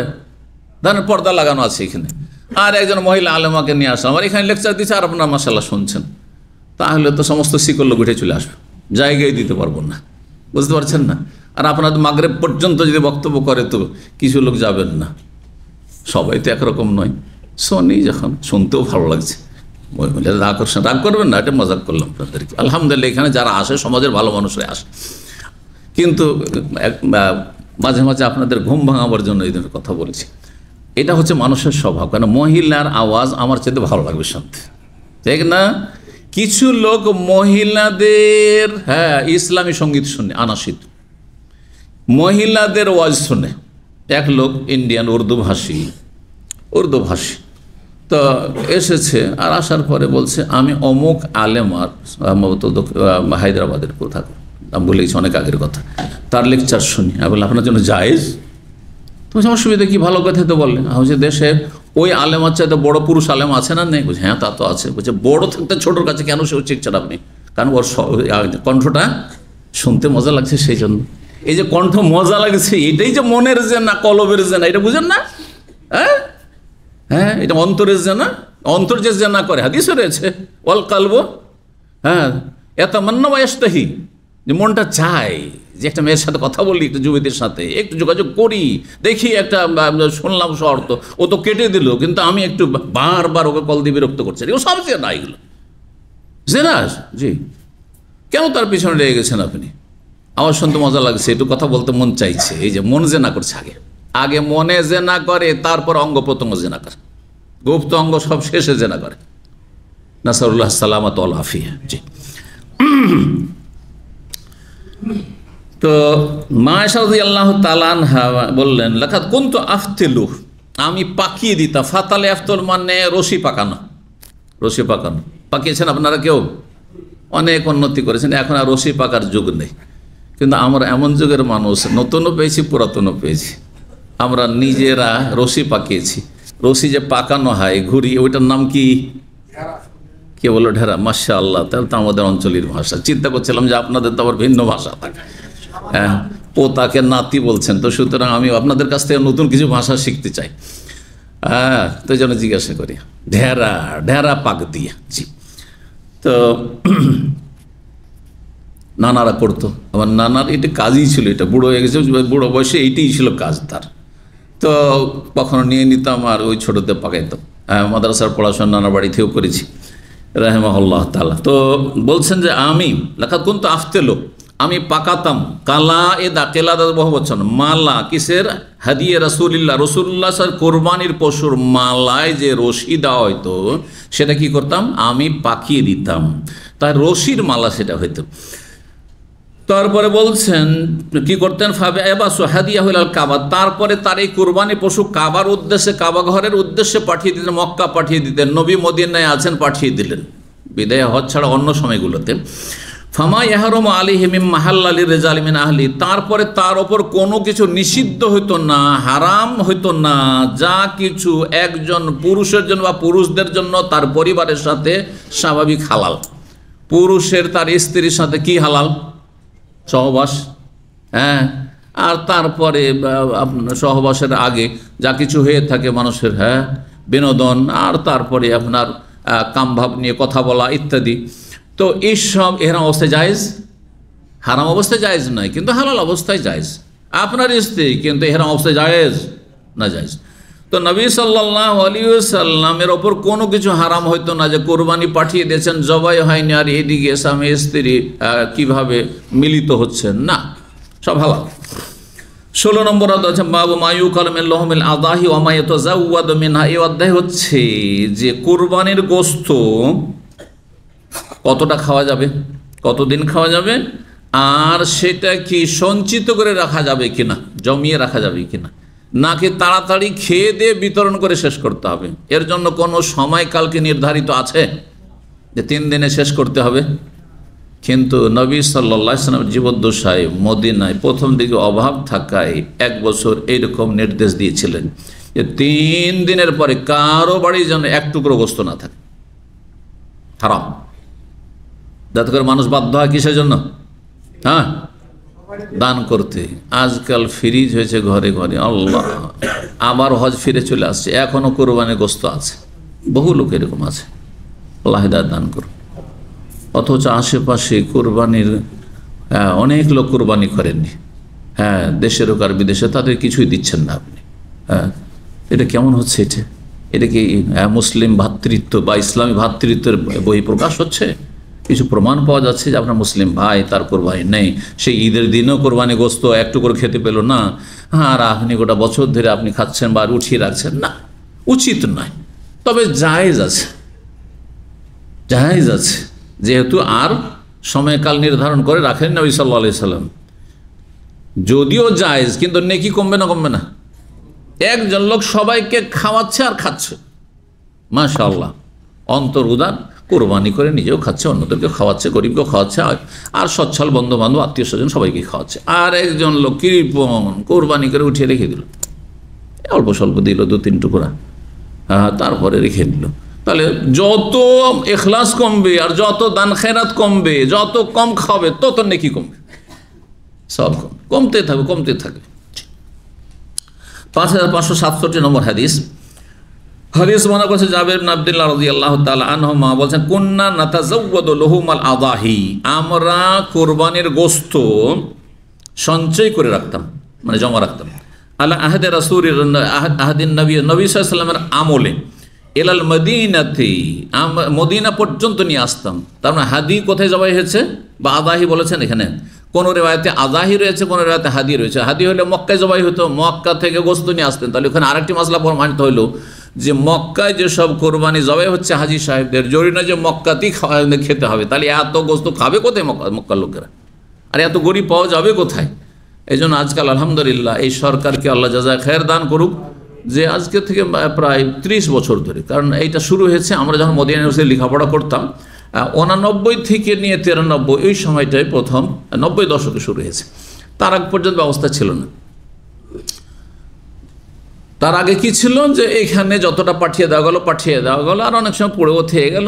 আর করতো কি, সেই প্রথম বছরগুলোতে আমি হজে গিয়ে দেখেছি, সুবহানাল্লাহ, নিজের আগে জবাই করে পড়ে আছে, আর ওখানে করে আপনার বিভিন্ন দেশের লোকেরা, গরিব দেশের লোকেরা নিয়ে গিয়ে কোরবানির দিনে গোশত, এই যে রেস্টুরেন্ট যতগুলি হোটেল আছে সবগুলিতে এমনি সময় 30 টাকা করে খাসির গোশত, আর ঈদের দিনে 7 টাকা 8 টাকা করে বিক্রি করছে হোটেলওয়ালাদের কাছে। গোটা বছর হোটেলওয়ালা, ওই রেস্টুরেন্টওয়ালা জমা পড়ে নিয়েছে, এইসব চলতো, অবৈধ কাজ চলতো।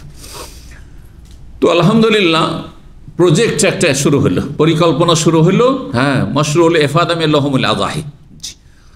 তো ওতে যা কিছু এখানে জবাই হতো, আর যেটা যা জবাই করে নিয়ে গেল, আর যেগুলো থেকে গেল মালিক বিহীন নিয়ে গেল না গোস্ত, সেগুলোকে সুন্দর করে যত্ন করে তারপরে প্যাকিং করে দেশের গরিব, তারপরে বিদেশে, আফ্রিকা, বাংলাদেশে কিন্তু অনেক সময় কোরবানি গোস্ত গেছে না, ওইটাই তখন থেকে শুরু হয়েছে, ওই কাল থেকে তখন শুরু হয়েছে। জি, তো এই কোরবানির গোস্ত নবী সাল্লাল্লাহু আলাইহি ওয়াসাল্লামের জামানায় আমরা কি করতাম, মদিনা পর্যন্ত নিয়ে আসতাম, জমা করি, যা খাওয়া হইলো আর বাকিগুলো নিয়ে আসতাম। অন্য কালা গায়ের আমার অনেকবার বলেছে লহুমাল হাদির গোস্ত অনেক সময় হয়তো সফরে আছেন, আর সেখানে বাড়ির কোরবানি যেটা হয় সেটাও হয়তো করলেন, সেটা হাদি ছিল না, হয়তো সেটাও নিয়ে আসতেন।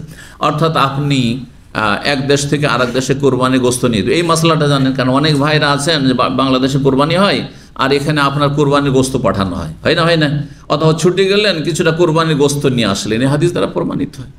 সঞ্চয় করে নিয়ে যেতে পারেন, জমা করে। 5568 নম্বর হাদিস বর্ণনা করছেন কাসেম বিন মুহাম্মদ, প্রখ্যাত তাবেঈ, আন্না ইবনা খাব্বাবের ছেলে বলছে, তিনি জানিয়েছেন আন্নাহু সামিআ আবু সাঈদ, তিনি আবু সাঈদ খুদরী রাদিয়াল্লাহু তাআলা আনহুকে বলতে শুনেছেন বা হাদিস বর্ণনা করতে শুনেছেন, আন্নাহু কানা গায়েবান। আবু সাঈদ খুদরী রাদিয়াল্লাহু তাআলা আনসারী, তার ঘটনা, তিনি এক বছর কোরবানির সময় কি ছিলেন, দীর্ঘদিন বা কোরবানির আগে দীর্ঘ সময় তিনি মদিনার বাইরে ছিলেন। গায়েবান মানে মদিনা থেকে অনুপস্থিত ছিলেন। গায়েব শব্দটি কিন্তু আমরা নিজের ভাষায় ব্যবহার করছি, তাই না? আরবি শব্দ। গায়েব মানে কি? অনুপস্থিত। হাজির মানে উপস্থিত, আর গায়েব মানে অনুপস্থিত। মদিনা থেকে অনুপস্থিত মানে মদিনার বাইরে সফরে ছিলেন বেশ কিছুদিন। ফাকাদেমা, তারপরে মদিনা আগমন করলেন। ফাকুদ্দেমা ইলাইহিম, তারপরে তার সামনে গোশত পরিবেশন করলো তার পরিবারের লোকেরা। মুসনাদ আহমদে রয়েছে তার স্ত্রী রয়েছে, তার স্ত্রী তার সামনে গোশত পেশ করলো। কালু, লোকে তখন তারা পরিবারের লোকের বলে, হাযা মিন লাহমি দাহায়ানা, এটি আমাদের কুরবানির গোশত, আপনি বাইরে ছিলেন সেই জন্য জমা রেখেছি আপনার জন্য, সঞ্চিত করে রেখেছি, খাবেন এসে। ফাকালা, বললেন আবু সাঈদ, আখিরুহু, সরাও এটাকে, লা আযুকুহু, আমি চেখেও দেখব না, শাব্দিক অর্থ করলাম, আস্বাদন করব না, মানে আমি এক টুকরোও নেব না, খাবো না। কেন? গত বছরে 3 দিনের বেশি নিষিদ্ধ ছিল, ওইটা দেখে গেছেন। গত বছরের কোরবানির সময় যে নবী সাল্লাল্লাহু আলাইহি ওয়াসাল্লাম হুকুম ছিল সেটা জেনে গেছেন, দেখে গেছেন, তারপরে সফরে ছিলেন, কোরবানি হয়েছে এই কোরবানি, আর তারপরে কোরবানির পর 3 দিন চলে গেছে, আর তারপরে তিনি সফর থেকে ফিরে এসেছেন। আরে এতদিন পরে কোরবানির গোশত বাড়িতে, মানে আমি তো জানি যে 3 দিনের পরে খাওয়া যাবে না, হারাম, সরাও, আমি খাবো না, এক টুকরো আমি চেখেও দেখব না। জি, না আযুকুহু। কালা সুম্মা কুমতু, বলছেন বর্ণনাকারী, তারপরে সেখান থেকে আমি উঠে গেলাম, ফাখারাজতু, তারপর বেরিয়ে গেলাম। যে উনি এই যে কাজটা করলেন, তার মানে এই যিনি বর্ণনা করছে বর্ণনাকারী আবু সাঈদের সাথে ছিলেন। বিষয়টি তাকে নতুন লাগলো, যে আবু সাঈদ কোন কথা বলেন, আমি খাবো না, নিজের পরিবার পাঠালো আর তার সাথে আমরা আজ, বলছে না এই গোশত খাবে না, সরব। তো বলছে আমি বেরিয়ে গেলাম, হাত্তা আতি আখি আবা কাতাদা, আসলাম আমার ভাই আবু কাতাদার কাছে, আবু কাতাদা রাদিয়াল্লাহু তাআলার কাছে। ওয়াকানা আখাহুল উম্মিহি, এই আবু কাতাদা আবু সাঈদ খুদরীর বৈপিত্রীয় ভাই। আখাল উম্মিহি মানে মায়ের শরীক ভাই। মায়ে যদি শরীক থাকে, বাপের শরীক না থাকে, তাহলে ওটা কি বলা হয়? হ্যাঁ, বৈপিত্রীয় না বৈমাত্রীয়?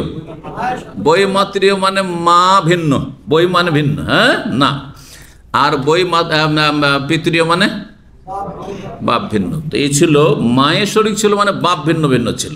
জি, দুজনের ভাই ছিল এক কথায়। বৈমাত্রীয় বা বৈপিত্রীয় ভাইও ভাই, সৎ ভাই আর বৈপিত্রীয় ভাই সবাই ভাই কিন্তু। জি, যদিও স্তরে পার্থক্য করে। ওয়াকানা বদরিয়ান, এই আবু কাতাদা বদরি সাহাবী, মানে বিশিষ্ট সাহাবী, যারা বদরের যদি 313 জনের একজন ছিলেন তিনি। ফাজাকারতু যালিকা, তার সামনে এই বিষয়টি, মাসলাটি আলোচনা করলাম যে এটা কেমন হলো, আপনার ভাই আবু সাঈদ 3 দিন পরে যেহেতু কোরবানির গোশত তার পরিবারের লোকেরা রেখেছে আর তার সামনে পরিবেশন করলো, তো বলছে না খাবো না, সরাও। ফাকালা, তখন তিনি বললেন আবু কাতাদা, ইন্নাহু কাদ হাদাসা বাদাকা আমরুন, এই আবু সাইদকে বললেন যে তোমার আসলে সফরে চলে যাওয়ার পরে মাসলা নতুন এসেছে, তোমার পরে হাদাসা মানে নতুন, এই জন্য বেদাতকে হাদাস বলা, করলো মুহদাসাতিন বিদআত, তাই না? কারণ বেদাত নতুন ধর্ম, বিদআত নতুন ধর্ম, জি। আর আসল ধর্ম হচ্ছে সুন্নাহ, নবী সাল্লাল্লাহু আলাইহি ওয়াসাল্লাম প্রাচীন ধর্ম, 1400 বছর আগের ধর্মটাই হচ্ছে আসল, জি। কারণ তোমার চলে যাওয়ার পরে কি হয়েছে, নতুন মাসলাই পরিবর্তন এসেছে। মাসলা কি পরিবর্তন বললাম, যে গত বছরে তুমি জেনে গেছিলে যে 3 দিনের পর আর খাওয়া চলবে না কোরবানির গোশত, কিন্তু তারপরে নবী সাল্লাল্লাহু আলাইহি ওয়াসাল্লাম পারমিশন দিয়েছেন। 5569 নম্বর হাদিস সালমা বিন আকবর রাদিয়াল্লাহু তাআলা তিনি বলেন, নবী সাল্লাল্লাহু আলাইহি ওয়াসাল্লাম বলেন, মান দাহা মিনকুম, তোমাদের কেউ যদি কোরবানি করে, ফালা ইউসবিহান্না বাদা সালিসাতিন, তৃতীয় দিনের সকাল যেন না হয় এই অবস্থায়, ওয়াবাকিয়া ফি বাইতিহি মিনু শাই, তৃতীয় দিন সকালবেলা তার বাড়িতে সামান্য গোশত যেন না থাকে। তার মানে 2 দিনের মধ্যে খেয়ে শেষ করতে হবে, হ্যাঁ। তৃতীয় দিন সকালে যেন আর গোশত না থাকে, মানে আসলে 3 দিন পরে, কিন্তু এখানে তৃতীয় দিনের কথা। ফালাম্মা কানাল আমল মুকবিল, কিন্তু আগামী বছর যখন, এটা শুধু 1 বছরের জন্য ছিল বিধানটি, অভাব ছিল সেজন্য, আর মদিনার অধিকাংশ লোক কোরবানি করতে পারেনি, দুর্ভিক্ষর বছর ছিল। কালু, আগামী যে বছর যখন আসলো বা তার পরের বছর আসলো, তখন বললেন সাহাবীরা, ইয়া রাসূলুল্লাহ নাফআলু কামা ফালান আমাল মাযি, গত বছর যেমন করেছি তেমনটাই করব নাকি, মানে 3 দিনের মধ্যেই খেয়ে দে শেষ করব, এমনটা করব নাকি? কালা, তখন নবী সাল্লাল্লাহু আলাইহি ওয়াসাল্লাম বললেন, কুলু, না না খাও, 3 দিন পরেও খাও, ওয়া আতিমু, খাওয়াও, ওয়াদ্দাখিরু, আর সঞ্চিত রাখো, জমাও রাখো, নিজেও খাও অন্যদেরকেও খাওয়া। যাদেরকে খাওয়াবে তারা হচ্ছে 2 শ্রেণীর, অভাবী আর সচ্ছল আত্মীয় স্বজন অথবা বন্ধু বান্ধব, হ্যাঁ, পাড়া প্রতিবেশী, তাদেরকেও খাও। ওয়াদ্দাখিরু, আর সঞ্চিত করে জমাও রাখতে পারো, তাই জমা রাখা জায়েজ।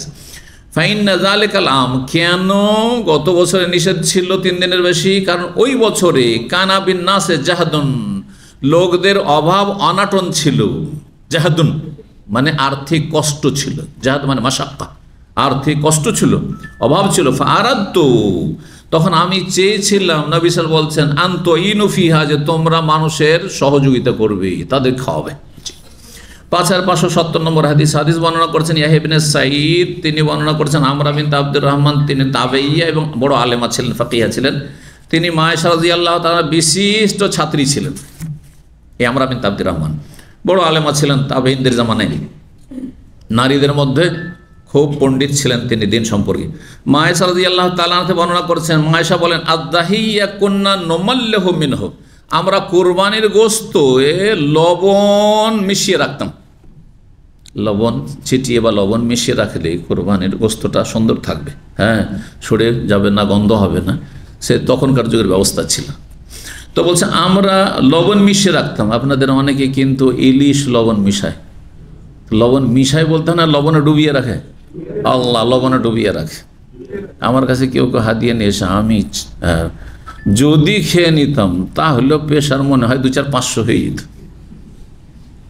প্রেশারের দুশ্মন আপনার লবণ, কেমন করে এই লবণে ডুবিয়ে রাখা ইলিশ খাচ্ছেন, তারপর লবণ ভিটামিনকে ধ্বংস করে দেয় সেই খাচ্ছেন, এটা সায়েন্টিফিক জিনিস। এটা কেন এই সব পরম্পরা খাবার খাচ্ছেন যাতে কোনো কিছু নেই, আস্তাগফিরুল্লাহ, আর শরীরের জন্য ক্ষতি। একটু সচেতন হইতে হবে আমাদেরকে। পরম্পরা অনেক কিছু আমরা খেয়ে থাকি যেটা আমাদেরকে ধ্বংস করে, আমাদের দুনিয়া নষ্ট করে। তো যাই হোক, কথা প্রসঙ্গে বললাম। তো মা আয়েশা বলছেন আমরা লবণ মিশিয়ে রাখতাম সেটাকে সুন্দর করে যত্নে রাখার জন্য।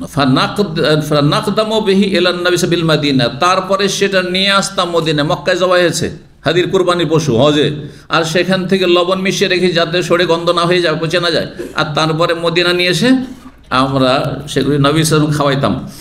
ফাকালা, তখন নবী সাল্লাল্লাহু আলাইহি ওয়াসাল্লাম একবার বলে, লা তাকুলু ইল্লা সালাসাতা আইয়াম, 3 দিনের বেশি খাবে না, 3 দিনের অধিক তোমরা খাবে না।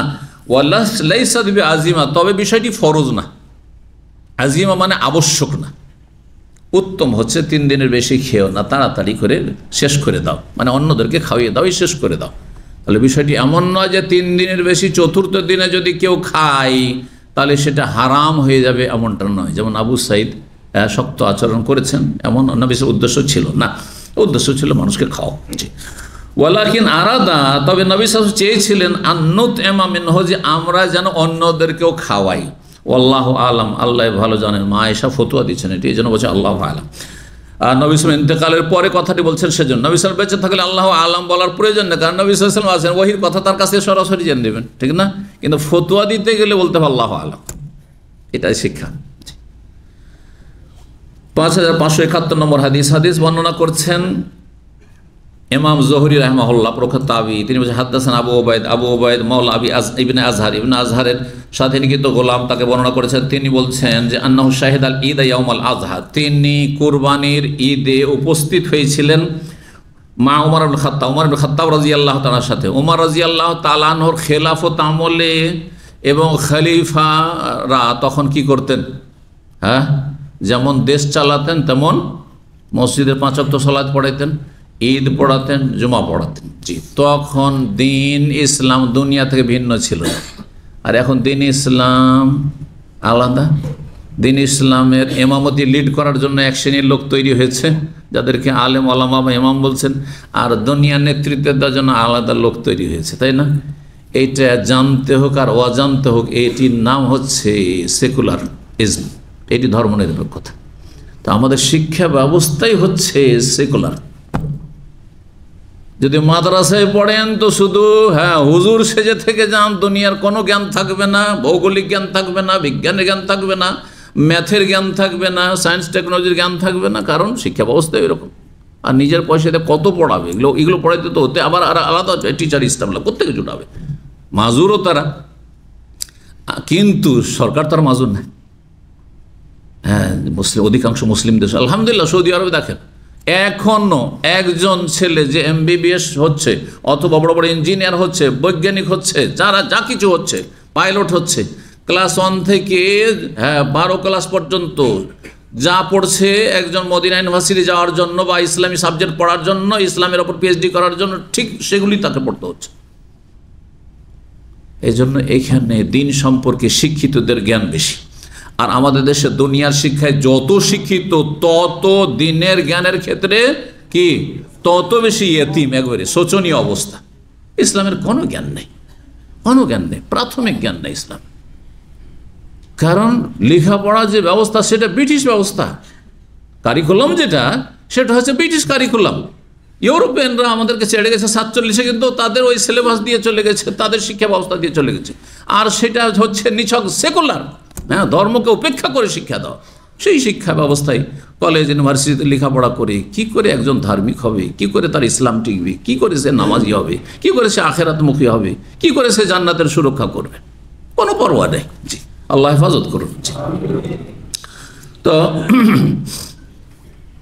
বলছেন যে ওমর ইবনে খাত্তাব রাদিয়াল্লাহু তাআলার সাথে কোরবানির ঈদে তিনি উপস্থিত হয়েছিলেন। আর বলছেন যে ফাসাল্লা কাবলাল খুতবা, তিনি ঈদের সালাত পড়লেন খুতবার আগে। সুন্নাত না সুন্নাত নয়? এটি সুন্নাত। নবী সাল্লাল্লাহু আলাইহি ওয়াসাল্লাম, আবু বকর, ওমর, ওসমান, আলী, আর তারপরে মুআবিয়া রাদিয়াল্লাহু তাআলা আনহু পর্যন্ত কি হয়েছিল, যে সুন্নতি তরিকে আগে ঈদের সালাত হতো, তারপরে খুতবা হইতো। কিন্তু মদিনায় যখন মারওয়ান ইবনুল হাকাম উমাইয়া আমলে গভর্নর হলেন, তো ওই উমাইয়ার শাসকদের বিভিন্ন জুলম অত্যাচার, অনাচারের কারণে তাদের কেউ ভক্তি করতো না, যার ফলে তাদের বক্তব্য কেউ শুনতে চাইতো না, ঈদের খুতবা শুনতে চাইতো না। আগে ঈদের নামাজ হয়ে গেল, আর পরে খুতবা, আর এমনি খুতবা শোনার হুকুম, জুমার খুতবা না, জুমার খুতবা শোনা ফরজ, অজিব, কিন্তু ঈদের খুতবা শোনা হচ্ছে সুন্নাত। তো মাসলাও জানা, আর তারপরে এদের কাছ থেকে কী শিখবো? জুলমে ভরে আছে, তো জালেমদের কাছ থেকে কী শিখবো, ধর্মের কথা কি শুনবো? লোকেরা চলে যেতেন, সামনে লোক নেই, আর গভর্নর খুতবা দিচ্ছে, যার ফলে তখন কি করলো, একটা বেদাত আবিষ্কার করলো, এটা মারওয়ানি বেদাত। তবে এদের যুগে কিছু বেদাত শুরু হয়েছে, কি যে আগে খুতবা পরে নামাজ, থাকবি না সোজা শোন, কারণ ঈদ পড়তেই হবে, নামাজ পড়তে হবে, বস। বুঝতে পারছেন না? বেদাত।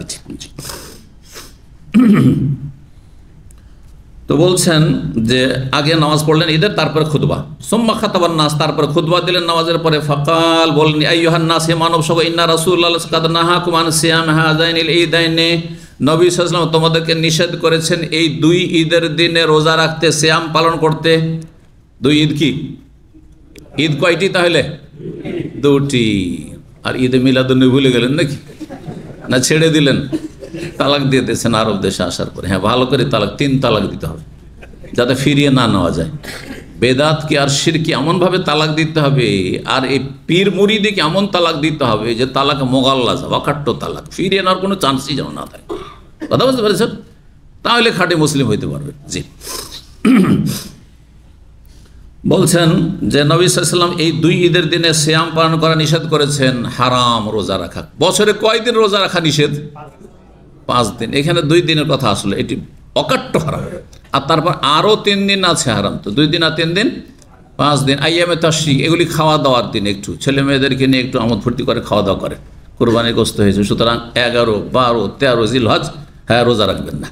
এই দিনগুলি তো রোজা রাখা যাবে না। তো 13 তারিখে আইয়ামে বীজের রোজা, ওইটাও চলবে না, কিন্তু আপনি অন্য সময় রাখেন। বা জিলহজ মাসে ওই 13 তারিখটা রাখবেন না, অন্য সময় দিয়ে মাসে 3টি রোজা পুরা করেন। জি, তো আম্মা আহাদুহুমা, তাদের একটি হচ্ছে ফাইয়াউমু ফিতরিকুম, তোমাদের ঈদুল ফিতরের দিন, মিন সিয়ামিকুম, রোজা থেকে যেদিন তোমরা রোজা সমাপ্ত করছো। ও আম্মাল আখার, দ্বিতীয় ঈদ হচ্ছে ফাইয়াউমুন তাকুলু মিন নুসুকিকুম, যেদিন তোমরা তোমাদের কোরবানির গোশত খেয়ে থাকো, মানে ঈদুল আজহা। 5572 নম্বর হাদিস বর্ণনা করছেন আবু ওবায়দ। আরেকটি সুম্মা শাহিদুল ঈদা, তারপরে আগের সনদে বর্ণনা করছেন, আমি আরাক ঈদে শরিক হইলাম উসমান রাদিয়াল্লাহু তাআলা আনহুর সাথে। তখন ওমর রাদিয়াল্লাহু তাআলা শহীদ হয়ে গেছেন। খলিফা হয়েছেন কে? তৃতীয় খলিফা উসমান রাদিয়াল্লাহু তাআলা, উসমান বিন আফফান। ও কানা যালিকা ইয়াউমুল জুমআ, ঘটনা কি ছিল যে ঈদুল আজহা হয়েছে, বা ঈদ হয়েছে কিসের দিনে? জুমার দিনে। জুমার দিনে ঈদ হইলে এক জুমা, বড় একটি ইজতেমা জমিয়ত, আরেকটি হচ্ছে ঈদের জমিয়ত তার চাইতে বড়। তখন দুটোই থাকা বাধ্যতামূলক না একটা থাকলে হবে? একদল বলছে দুটোই বাধ্যতামূলক। হানাফি মাযহাব এটা বলছে, কিন্তু ভালো করে শুনে রাখেন, হানাফি মাযহাবের ক্ষেত্রে ছাড় নাই। হতে পারে আবু হানিফা রাহিমাহুল্লাহ বা হানাফি মাযহাবের যারা ইমাম আবু ইউসুফ মুহাম্মদ, তাদের কাছে ওই হাদিস পৌঁছেনি। এই জন্য হানাফি মাযহাব বলছেন না, জুমার দিনে ঈদ হোক আর যেই দিনে হোক, তোমার জুমা ছাড়া চলবে না, জোহর পড়া যথেষ্ট হবে না। কিন্তু সহিহ হাদিস যেহেতু আছে, তো উত্তম না হলেও জায়েজ যে আমি বড় জমিয়তে জমা হয়েছি সকালবেলা, অর্থাৎ ঈদ পড়েছি, সুতরাং ছোট জমিয়ত জুমাতে যদি হাজির না হই তবুও চলবে। কিন্তু একটি ভুল করবেন না আবার, যে ওই সকালকার ঈদ দিয়ে জোহরও সেরে নিয়েছেন। বুঝলেন না? দামম এরকম আমাদের এক ছাত্র ঘটিয়েছে। আমি ওই বছর হজে ছিলাম, অনেক বছর আগের কথা, 10-15 বছর আগের কথা। ওই বছর হজে ছিলাম, হজ দিয়ে ফিরে এসেছি। তো আর ওই বছরটা পড়েছিল জুমার দিনে ঈদুল আজহা পড়েছিল। তো আসার পরে যেই ভাই কি করেছে, জুমা পড়েনি, জোহরও পড়েনি, সকালে ঈদ পড়েছে, মনে করছে কাজ হয়ে গেছে ওতে, হ্যাঁ জোহরও পড়া লাগবে না। আর একজন কয়েকদিন পরে জানতে পেরেছে, ও তো বলছে না তুমি তো ভুল করেছো। তখন দুইজনে ইখতিলাফ হয়েছে। আচ্ছা, সমাধানের জন্য আমার কাছে এসছে। আমি বললাম যে আশ্চর্য, আপনি জোহর পড়েননি? বলছেন আমি জোহর পড়িনি। জমিয়ত বড়, সেটা জমিয়তটা না হয় মাফ করা হলো, কিন্তু জোহরটাকে মাফ করলো। কথা বুঝতে পেরেছেন? জোহর অবশ্যই পড়তে হচ্ছে, লিহা জোহরান হাদিসও রয়েছে, বাচনিক হাদিসও রয়েছে।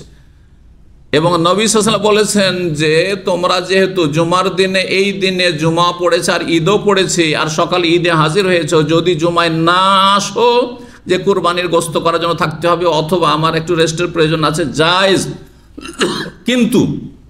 কিন্তু কথা মনে, ও নাহানো মোজাম্মেউন, আমরা মানে আমি এবং আমার যারা ঘনিষ্ঠজন, আবু বকর, ওমর, ওসমান, আমরা কিন্তু কি করব?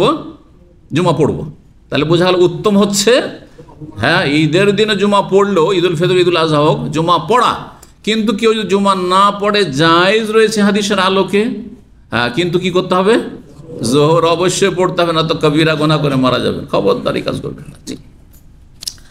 তো বলছেন যে ওই দিনটা ছিল জুমার দিন। ফাসাল্লা কাবলাল খুতবা, খুতবার আগে তিনি ঈদ পড়লেন, তাহলে সুন্নতি তরিকায়। সুম্মা খা, তারপর খুতবা দিলেন, বললেন ইয়া আইয়ুহান নাস, হে মানব সব, ইন্না হাযা ইয়াউমুন, এটি এমন দিন, কাদ ইজতামা লাকুম ফি ঈদান, এই দিনে 2 ঈদ একত্রিত হয়েছে। একটা ঈদ হচ্ছে ঈদুল ফিতর বা ঈদুল আজহা, আর একটি হচ্ছে ঈদুল জুমা, সাপ্তাহিক ঈদ, এটিকে ঈদ বলা হয়েছে। এই দিক থেকে আপনি তৃতীয় ঈদ বললে কাকে বলবেন? জুম্মা হচ্ছে তৃতীয় ঈদ। কিন্তু মিলাদুন্নবী, জন্মবার্ষিকী নবীর, হ্যাঁ 12 রবিউল আউয়াল ঈদ, এটি বেদাতি ঈদ, এটি বেদাতি ঈদ। আর বেদাতিদের আবার সব ঈদের বড় ঈদ হচ্ছে এই বেদাতি ঈদ। জি, তারা বলেও যে সব ঈদের বড় ঈদ এটি, কারণ এটি বেদাত, যে শয়তান সুসজ্জিত করে বেদাতকে, মজা লাগে। ফমান আহাব্বা, সুতরাং কেউ যদি পছন্দ করে, চায়, আইয়ান্তাজের আল জুমা, যে অপেক্ষা করবে জুমার জন্য।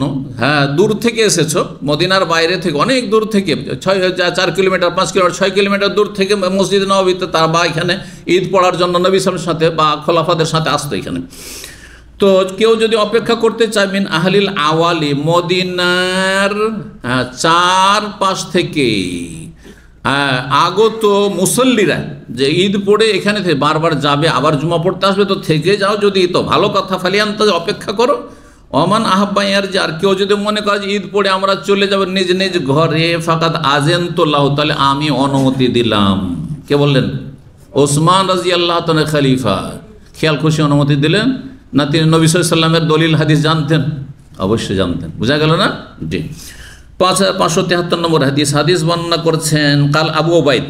এখন আলী সম্পর্কে নেন, ওমর সম্পর্কে শুনলেন, ওসমানের কথা শুনলেন, এখন আলীর কথা বলছেন। সুম্মা শাহিদতুহু মা আলী ইবনে আবি তালিব, তারপরে আমি ঈদের দিনে উপস্থিত থেকেছি আলী রাদিয়াল্লাহু তাআলা আনহুর সাথে। ফাসাল্লা কাবলাল খুতবা, তিনি খুতবার আগে ঈদের সালাত পড়েছেন। সুম্মা খাতাবান নাস, তারপরে লোকজনকে খুতবা পেশ করেছেন। ফাকাল, বলেছেন, ইন্না রাসূলুল্লাহ সাল্লাল্লাহু আলাইহি ওয়াসাল্লাম নাহাকুম, রাসূল তোমাদেরকে নিষেধ করেছেন, আনতাকুল লহুমা নুসুকুকুম ফাওকা সালাস, 3 দিনের বেশি তোমাদের কুরবানির গোশত খেতে, 3 দিনের বেশি কুরবানির গোশত খেতে নিষেধ করেছেন। কিন্তু তারপরে যে অনুমতি দিয়েছেন, এই কথা আলী রাদিয়াল্লাহু তাআলা আনহু এখানে বর্ণনা করেননি। হতে পারে যে তিনি মাসলা হয়তো তার এই কথাটি, কারণ তখন তার কিতাবি আকারে কোনো এলেম ছিল না। আজকাল আমরা ভুলে গেল, কিতাব আছে, একটু সন্দেহ লাগছে, মাসলা দেখে নিচ্ছি, তাই না? আর আজকাল তো অনেকে কিতাবই দেখতে চান না, শেখ গুগল আছে, সার্চ দিয়ে দিল একটা, আর তারপরে ওতে পেয়ে গেল, না মাকতাবা শামেল আছে, মেলা কিছু আছে। এখন তো আরও বেশি উন্নতি করে বলছে, কি বলছে এটাকে? চ্যাট, কি চ্যাট? Chat GPT. ওখান থেকে ফতোয়া নেওয়া যাবে, হারাম ফতোয়া নেওয়া যায়, কারণ এগুলো কালেকশন করেছে যারা, হতে পারে জাহেল, হতে পারে বেদাতি, হতে পারে মূর্খ, হতে পারে ভুল তথ্য দিয়েছে, আপনি সেখান থেকে আপনাকে কালেক্ট করে দিয়ে দিচ্ছে, সেটা তো ভুল হয়ে যাবে না? এই জন্য মসজিদে কবর ইমাম শেখ সালেম রাহাইলি গত মাসখানেক আগে, আমি জানি ইউকেতে ছিলাম, তার একটা খুতবা ছিল, তাতে সতর্ক সাবধান করেছেন যে এই চ্যাট জিপিটি থেকে আপনারা কখনো ফতোয়া নেবেন, ফতোয়া নেওয়া জায়েজ না। দুনিয়ার ক্ষেত্রে আপনি উপকৃত হতে পারেন অথবা কিছু হেল্প নিতে পারেন, কিন্তু সেগুলিকে তদন্ত করতে হবে, দেখতে হবে যে যাচাই বাছাই করে আসলে কি এগুলি অথেন্টিক কিনা। তো এই ছিল হাদিস। সর্বশেষ হাদিস 5574 নম্বর হাদিস বর্ণনা করেছেন সালেম, প্রখ্যাত তাবি এবং ইমাম ফাকিহ। তিনি তার পিতা আব্দুল্লাহ বিন ওমর থেকে বর্ণনা করছেন, আব্দুল্লাহ বিন ওমরের ছেলে। কালা, তিনি বললেন, কালা রাসূলুল্লাহ, রাসূল বলেন, কুলু মিনাল আযাহি সালাসান, তোমরা কুরবানির গোশত 3 দিন ধরে খাও, 3 দিন খাও। আব্দুল্লাহ বিন ওমর এতটাই জানতেন, কিন্তু 3 দিন পরে যে পরের বছরগুলিতে অনুমতি দিয়েছেন, এই কথা সুস্পষ্ট হয়ে আসেনি তার কাছে, সুস্পষ্ট হয়ে আসেনি আলী রাদিয়াল্লাহু তাআলার কাছে, যার ফলে বললেন 3 দিন খাও। দুইজনে বললেন, আলীও বললেন, আর কে বলছেন এখানে? আব্দুল্লাহ বিন ওমর, ওমর না, আব্দুল্লাহ বিন ওমর, ওমরের ছেলে, জানেন, বাপ বলেননি, ছেলে বলেছে, হতে পারে যে কেউ জানছে কেউ জানছে না। কালা রাসূলুল্লাহ সাল্লাল্লাহু আলাইহি ওয়াসাল্লাম বলেছেন, তোমরা কোরবানির গোশত খাও 3 দিন। ওয়াকান আব্দুল্লাহ, এই জন্য আব্দুল্লাহ বিন ওমর কি করতেন? ইয়াকুলু বিযাইতি হিনা ইয়ানফিরু মিন মিনা, মেনা থেকে যখন হজ শেষ করে ফিরতেন, তখন কোনো কোরবানির গোশত সঞ্চয় করে জমা করে নিয়ে আসতেন না, উঠিয়ে নিয়ে আসতেন না, কারণ 3 দিন শেষ হয়ে গেছে। 10 তারিখ খেয়েছে, 11 খেয়েছে, 12 পর্যন্ত খেয়েছে, হ্যাঁ, বা 10 তারিখ বাদ দিয়ে আরও 3 দিন ধরেন, কারণ এমএ তাশরিক পর্যন্ত যেহেতু জবাই আছে, 11, 12, 13 পর্যন্ত। তারপরে যে সন্ধ্যাবেলা পাথর মারার পরে হাজি সাহেবরা চলে আসবেন, তো যদি জমা করে নিয়ে আসেন, কখন খাবেন? মেনাতে বেরোতে বেরোতে তো সূর্য ডুবে যাবে, তারপরে খাওয়া যাবে? খাওয়া যাবে না। তো এই জন্য তিনি কি করতেন, তারপরে যখন মেনা থেকে মদিনার উদ্দেশ্যে রওনা দিতেন, ইয়ানফিরু মানে ফিরে আসতেন, তখন তিনি আর কোরবানির গোশত খেতেন না। কি খেতেন? সময় শেষ হয়ে গেছে, গোশত খাওয়ার সময় শেষ হয়ে, 3 দিন সমাপ্ত হয়ে গেছে। তাই কি করতেন? ওয়াকান আব্দুল্লাহ ইয়াকুলু বিযাইত, রুটি খেতেন জৈতুন তেল দিয়ে। জাইত মানে কি? এখনো তেলকে জাইত বলছেন না? এখন মেলা রকমের তেল হয়েছে, কিন্তু তখন যেটি তরকারি হিসাবে খাওয়া হইতো এখনও খাচ্ছেন, ডালে ঢেলে খাচ্ছেন। জৈতুন তেল এমনিও খাচ্ছেন, বড় উপকারী। জৈতুন তেল অনেকের অভ্যাস আছে, ঘুমাবার আগে একটু খেয়ে নাও, গলা ভালো থাকবে। যারা গলাকে ভালো, যাদের কাশির সমস্যা আছে, যার গলা সমস্যা আছে, ইনফেকশন সমস্যা আছে, ঘুমাবার আগে জৈতুন তেল খেয়ে শুয়ে যান, ইনশাআল্লাহ ভালো হয়ে যাবে। এটি পরীক্ষিত আমল করি আমি, কিন্তু খাঁটি জৈতুন হইতে হবে, কারণ মার্কেটে মেলা রকমের জৈতুন আছে, যেই জৈতুনটা আসলে একবারে খাঁটি জৈতুন। জি, তো তিনি কি করতেন? জৈতুন তেল দিয়ে, অথচ মেনা থেকে বেরিয়েছেন, এত কোরবানির পশু জবাই হয়েছে, তারপর সেখান থেকে কোরবানির গোস্ত নিয়ে আসতেন না। কি দিয়ে রুটি খেতেন? হ্যাঁ, জৈতুন তেলে ডুবিয়ে ডুবিয়ে রুটি খেতেন, শুকনো রুটি খেতেন, কিন্তু গোস্ত খেতেন না। কি জন্য? মিন আজারে লহমুল হাদি, হাদি কোরবানির পশুর গোস্ত এর কারণে, যে সেটা খেতে হবে শুধু 3 দিনের মধ্যে, উনি এটাই মনে করতেন। তো ওনার এটি ধারণা ছিল।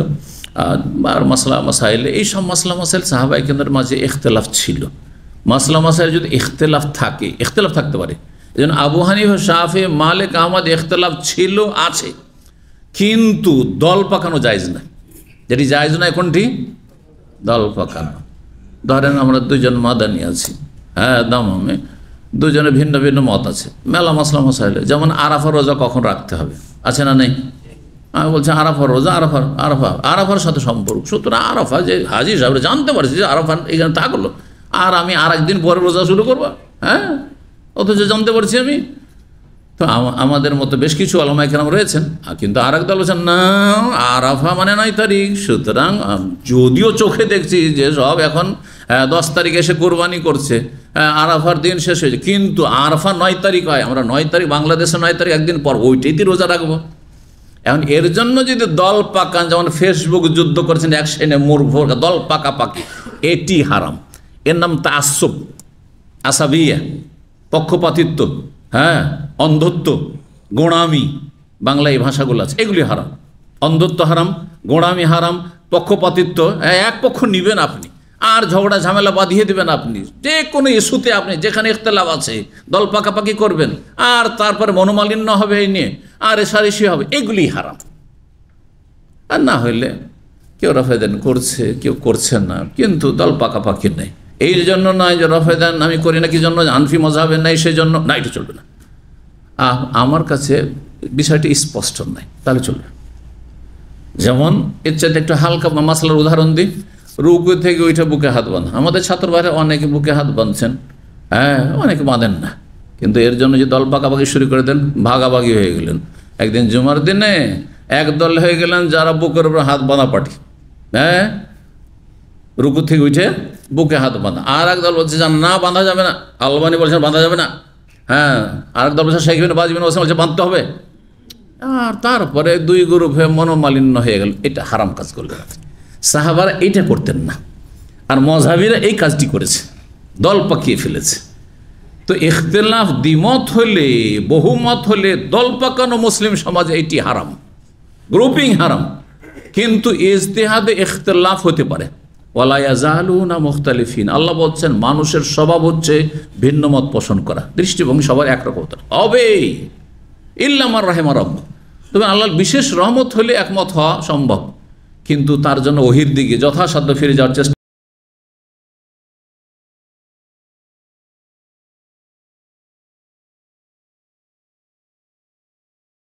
করতে হবে। তারপরে ফিকহি মাসলা মাসাইলের দৃষ্টিভঙ্গি পার্থক্য হইতে পারে। যাই হোক, কথা লম্বা না করে এখানে আজকের আলোচনা শেষ করছি। ওয়া জাযাকুমুল্লাহ খাইরান। দীর্ঘ সময় ধৈর্য ধারণের জন্য আল্লাহ আপনাদেরকে জাযায়ে খায়ের দান করেন, এবং ইলমে আমলে দিন দুনিয়াতে আল্লাহ বরকত দান করেন। সুবহান রাব্বিকা রাব্বিল ইজ্জাতি আম্মা ইয়াসিফুন ওয়া সালামুন আলাল মুরসালিন ওয়াল হামদুলিল্লাহি রাব্বিল আলামিন।